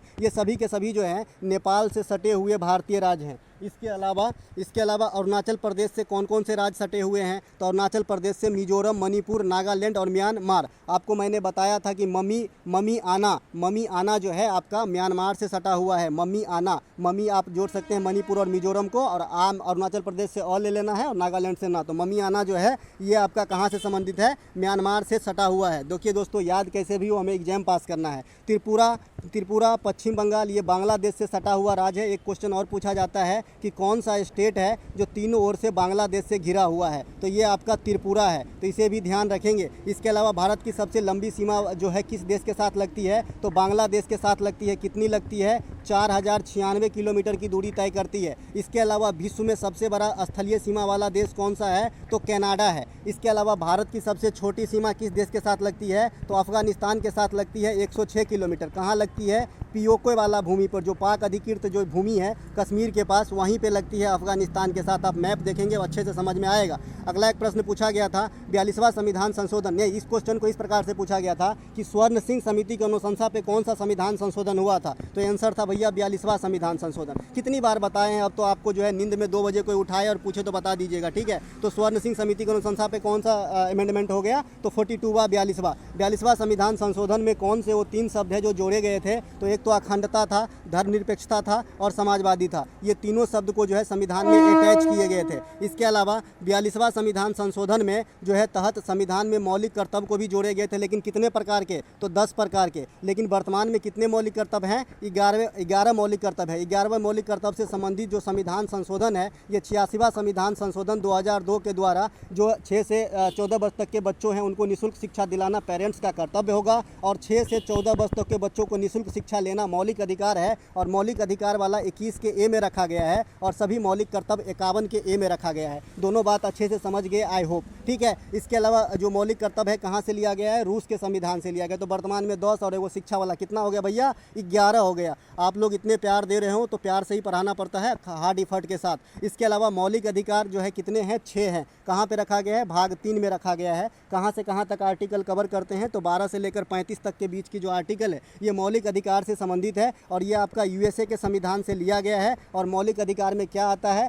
समानता का अधिकार, राइट ऑफ इक्वलिटी, प्रेस की स्वतंत्रता, शोषण के विरुद्ध अधिकार, धार्मिक स्वतंत्रता, अल्पसंख्यक हित और संवैधानिक उपचारों का अधिकार, ठीक है। संविधान जो अशोक मेहता समिति है, बलवंत मेहता समिति है, ये आपका ग्राम पंचायत से संबंधित है, इसे ध्यान रखिएगा VVI करके, क्योंकि आज स्वर्ण सिंह समिति पूछा है, कल अशोक मेहता बलवंत मेहता समिति जरूर पूछा जाएगा। ग्राम पंचायत से संबंधित जो अनुसूचियाँ हैं ये आपका 11 अनुसूची है और भाग जो है ये 9 भाग है। ग्राम पंचायत से संबंधित 73वां संविधान संशोधन है। ग्राम पंचायत से संबंधित 24 अप्रैल को हम राष्ट्रीय पंचायती दिवस के रूप में मनाते हैं। ग्राम पंचायत से संबंधित जो गिरिराज सिंह है ये वर्तमान में ग्रामीण या पंचायती राज मंत्री हैं। ग्राम पंचायत में एंट्री के लिए न्यूनतम उम्र सीमा 21 वर्ष होनी चाहिए। पंचायतों का चुनाव राज्य चुनाव आयोग करवाता है। तो ये सभी बातों को आपको ध्यान रखते हुए चलना है दोस्तों। जैसे मैं फ्लो में बोल पाता हूँ, आपको भी बोलना है इस महंगाई वाले ज़माने में, और मैं आपको बना के ही छोड़ूंगा इस लायक। दोस्तों मैं यूट्यूब के बारे में ज़्यादा एल्गोरिथम नहीं समझता हूँ कि कैसे वीडियो दूसरे तक पहुँचता है। मैं अपलोड कर देता हूँ और आप लोगों के भरोसे हूँ कि आज नहीं तो कल आप शेयर करेंगे और एक दिन जो है ये दूसरे तक भी पहुँचेगा। शिवरामन समिति इसी प्रकार का एक समिति है जो नाबार्ड की स्थापना के लिए जिम्मेवार है। नाबार्ड की स्थापना कब होती है भैया? 12 जुलाई 1982 को होती है। नाबार्ड क्या है? कृषि के सेक्टर में लोन मुहैया कराने वाला सर्वोच्च संस्था है। नाबार्ड का मुख्यालय कहाँ पे है? मुंबई के अंदर है। नाबार्ड के वर्तमान में जो अध्यक्ष हैं ये KG साजी है। कौन है? KG साजी है। इससे पहले राजू चिंताला थे जो हट गए हैं। इसके अलावा एक समिति और है, आबिद हुसैन समिति। ये किससे संबंधित है? सिडबी से संबंधित है, लघु विकास बैंक जो है। तो सिडबी का मुख्यालय आपसे पूछा जाता है तो बता दीजिएगा। उत्तर प्रदेश की राजधानी योगी आदित्यनाथ बाबा का राजधानी जो है ये आपका लखनऊ, यहीं पे आपका जो है सिडबी का मुख्यालय है। अगला प्रश्न, पद्मा सुब्रमण्यम का संबंध किस नृत्य से है? आज ही बताया था, भरतनाट्यम से संबंधित है। यहाँ पे आप पेपर कटिंग भी देख सकते हैं जो मैं काला बोर्ड पे पढ़ाता था पहले। आज मैं बाहर हूँ तो बोर्ड का इस्तेमाल नहीं कर पा रहा हूँ। यामिनी कृष्णमूर्ति, सोनल मानसिंह, रुक्मिणी देवी अरुणडेल है ना, टी बाला सरस्वती, पद्मा सुब्रमण्यम, ये सारे भरतनाट्यम से संबंधित है। सोनल मानसिंह के बारे में अलग से फिर से लिखा है। सोनल मानसिंह ऐसे कैरेक्टर है जो भरतनाट्यम के साथ साथ ओडिसी भी कर लेते हैं। ओडिसी की अन्य नृत्यांगना जो है संजिक्ता पनिगिरी है, सुजाता महापात्र है, गुरु केलुचरण महापात्र है। दर्शना, नयना, सुवर्णा ये जो भी झावेरी बहन है सभी मणिपुरी से संबंधित है। इसके अलावा बिरजू महाराज, मालविका सरकार ये सब कथक नृत्य से संबंधित है। ठीक है, कथक उत्तर भारत का नृत्य है ना, और कथकली केरल का नृत्य है। अच्छे से समझेंगे। सेकेंड शिफ्ट में पूछा गया था कि बैसाखी का त्यौहार किस महीने में मनाया जाता है। थर्ड शिफ्ट में पूछा गया कि बैसाखी का त्यौहार कहाँ मनाया जाता है। पेयर में ऑप्शन दिया गया था तो पंजाब और हरियाणा में बैसाखी का त्यौहार मनाया जाता है। बैसाखी का त्यौहार अप्रैल महीना में मनाया जाता है। बेसिकली ये नव वर्ष का त्यौहार है जो इंडिया के अलग अलग कोने में अलग अलग नाम से जाना जाता है। जैसे आपका असम में इसे रंगोली बिहू कहते हैं, बिहार में इसे जूड़ शीतल कहते हैं, पंजाब हरियाणा में बैसाखी कहते हैं, तमिलनाडु में इसे पोतांदू कहते हैं, महाराष्ट्र में इसे गुड़ी पाड़वा कहते हैं। तो ये सभी जो आपका ये सीट है ये तो मैं PDF दूंगा ही, तो आप वहाँ से रीड कर लीजिएगा। ज़्यादा टाइम किल नहीं करेंगे, चलते हैं आगे। अगला एक प्रश्न पूछा गया था और लकली मैंने ये जो है अंतिम प्रैक्टिस सेट में बताया हूँ जो 37वां प्रैक्टिस सेट है। दोस्तों जिनका भी MTS का एग्जाम बाकी है हाथ जोड़ के गुजारिश है भैया, टाइम बचा है ना, तो 37 प्रैक्टिस सेट का वीडियो मैंने MTS के ऊपर जो है अपलोड किया था और इसमें हमारे बच्चे कितने देखते थे? 1500। तो इस 1500 बच्चे के लिए मुझे बिल्कुल भी टेंशन नहीं है। इस 1500 में से 1400 का रिजल्ट आएगा जी, है ना, क्योंकि ऐसे पढ़ा दिया हूँ मैं, है ना। तो ये 37 प्रैक्टिस सेट की वीडियो कोई बच्चे बोल रहे हैं मिल ही नहीं रहा। अरे भाई चैनल पे जाइए, होम पेज लोगो पे क्लिक कीजिए, होम पेज में प्ले लिस्ट मिलेगी, उसमें MTS हवलदार एग्जाम 2023 वाला जो प्रैक्टिस सेट है और आप अप्रैल महीना में देखे होंगे कि फला अप्रैल ऑल शिफ्ट, तो ये MTS का ही है सारा प्रैक्टिस सेट। आप मान लीजिए कि एक वीडियो 20 मिनट का 37 से गुना कर दिए, 370, 600, 140, 740 मिनट अगर आप देंगे तो एग्जाम में क्वेश्चन अगर 20 सॉल्व हो जाता है तो हो गया ना आपका टाइम का पूरा सदुपयोग। तो देख लीजिए ना, है ना। तो हाइड्रोक्लोरिक अम्ल जो है कल ही बताया था, यहाँ लिखा भी है HCl होता है। इसका क्या काम है? भोजन को एसिडिक बना देना, अम्लीय बना देना, साथ ही साथ जो भोजन में बैक्टीरिया वगैरह आ जाता है किसी न किसी रूप में उसका नाश करना, नहीं तो पेट को गड़बड़ा देगा। अग्नाशय से क्या निकलता है भैया? इंसुलिन निकलता है। इंसुलिन की कमी से कौन सी बीमारी होती है? शुगर बीमारी होती है, चिनिया बीमारी होती है जिसमें घाव वगैरह हो जाता है तो ठीक नहीं होता है। अच्छा, इंसुलिन की जो है कहाँ से निकलती है? अग्नाशय से लिखा हुआ है। अच्छा, इंसुलिन के बारे में एक चीज़ और पूछा जाता है कि खोजकर्ता कौन थे? तो बेंटिंग एवं बेस्टा थे। कौन? बेंटिंग एवं बेस्टा जो है ये आपका इंसुलिन के खोज करता है। ठीक है, एक क्वेश्चन हमेशा पूछा जाता है पित्त का स्राव कहाँ से होता है? अधिकांश बच्चे पित्ताशय मार देते हैं, आपकी समझ लेना है पित्त का स्राव जो है यकृत से होता है और ये पित्ताशय में जाके जमा होता है। खाली जमा होने के लिए गाल ब्लैडर है, यहाँ से उत्पादन नहीं होती है पित्त की। साथ ही साथ यकृत को मानव शरीर में केमिकल का फैक्ट्री कहा जाता है। मानव शरीर की सबसे बड़ी ग्लैंड है, ग्रंथि है यकृत। एक बच्चे पूछ रहे हैं भैया जो कोशिका को हिंदी अंग्रेजी में क्या कहते हैं, सेल कहते हैं दादा, सेल, है ना। इसके अलावा पेप्सिन नामक एंजाइम प्रोटीन के पाचन में मदद करती है। मैंने कल ही बताया था, पेप्सिन जो है प्रोटीन को पेप्टोन्स में बदल देते हैं, जो सरल प्रोटीन का रूप है, बाद में और भी प्रोसेस से गुजरने के बाद प्रोटीन पूर्णतः पचती है। इसके अलावा एक आपने रेनिन का नाम सुना होगा, रेनिन जो दूध से केसिन प्रोटीन आता है उस पर काम करने का काम करता है। इसके अलावा एक आपने एमाइलेज का नाम सुना होगा, एमाइलेज जो है ये कार्बोहाइड्रेट के पाचन पे काम करता है। मनुष्य के शरीर में कार्बोहाइड्रेट और वसा, यहीं से आपका एनर्जी मिलता है। वसा से 9.2 कैलोरी 1 ग्राम से और 4.2 कैलोरी के समथिंग कार्बोहाइड्रेट के ग्राम से मिलता है। कार्बोहाइड्रेट भी कई प्रकार के होते हैं, मोनोसैकेराइड, डाइसैकेराइड, पॉलीसैकेराइड, ठीक है। पॉली मतलब बहुत होता है रसायन की भाषा में, मोनो मतलब एक होता है, डाई मतलब 2 होता है ना। ये सब तो आप जानते ही होंगे। और एक प्रश्न और रेलवे में पूछा गया है बार बार कि किसी भी एथलीट को तत्क्षणिक ऊर्जा के लिए क्या लेना चाहिए, तो ग्लूकोज लेना चाहिए। अगला एक प्रश्न पूछा गया था, कोनेरू हेम्पू का संबंध किस खेल से है, तो शतरंज से जो है संबंधित है आपका कोनेरू हेम्पू। कोनेरू हेम्पू भारतीय राज्य कहाँ से बिलोंग करती है, आंध्र प्रदेश से बिलोंग करती है। दोस्तों मैं जहाँ से अभी आपको वीडियो प्रोवाइड करा रहा हूँ, आप विश्वास नहीं करेंगे मेरे टांग के नीचे क्या है, लेकिन फिर भी इतने मतलब आपके लिए मैं तत्पर हूँ, तो आपको भी थोड़ा सा कर्तव्य बनता है कि लाइक शेयर कर दिया कीजिए। सेल्यूकस निकेटर मेगास्थनीज के किसके दरबार में भेजा था, देखिए सेल्यूकस निकेटर ने मेगास्थनीज को जो है चंद्रगुप्त मौर्य के दरबार में भेजे थे। इससे पहले वाले शिफ्ट में भी पूछा गया था कि मेगास्थनीज किसके दरबार में, किस वंश के काल में आया था, यहाँ पे दरबार में पूछ दिया गया है, वहाँ पर भी बताया था। देखिए इंडिका के लेखक हैं आपका मेगास्थनीज, इंडिका नामक पुस्तक लिखे हैं। इब्न बतूता मोहम्मद बिन तुगलक के काल में आया था। फहियान चंद्रगुप्त द्वितीय यानी विक्रमादित्य के काल में आया था। हेनसांग जो है हर्षवर्धन के काल में आया था। हेनसांग को यात्रियों का राजकुमार कहा जाता है, सीयू के नामक पुस्तक लिखा है। वहीं पे मोहम्मद बिन तुगलक के काल में आने वाले इब्न बतूता जो थे ये मोरक्को के थे, और मोरक्को से आने के बाद इन्होंने रेहला नामक पुस्तक लिखा था। हर्षवर्धन जो है ये नालंदा विश्वविद्यालय में अध्ययन का काम भी किया था। इसके अलावा फर्न्स किस समूह का पौधा है, प्रैक्टिस सेट में बताया हूँ, एक एक बच्चा कमेंट करके बताएगा जी बताए हैं, ठीक है। फर्न्स जो है ये आपका टेरिडोफाइडा समूह से है, फर्न्स, ठीक है। इससे पहले वाले शिफ्ट में आपसे लाइकेन के बारे में पूछा गया था, तो शैवाल, कवक, जीवाणु, लाइकेन ये सब आपका थाइलोफाइटा में आ जाता है। थाइलोफाइटा के बारे में बताए हैं, ये पादप जगत की सबसे बड़ी जो है आपका ग्रुप है, ठीक है। इसके अलावा एनीलिडा बता दी है, जिसका शरीर आपका लीच के जैसा हो, जोक के जैसा, जोक के चुआ। इसके अलावा मोलस्का बता दी है, जिसके शरीर में कवच पहना हो, हेलमेट पहना हो। इसके अलावा आपका जो है आर्थ्रोपोडा बता दिए हैं, जो भी कीट पतंग, कैटरपिलर, केकड़ा वगैरह है, ये सब आर्थ्रोपोडा है ना, ठीक है।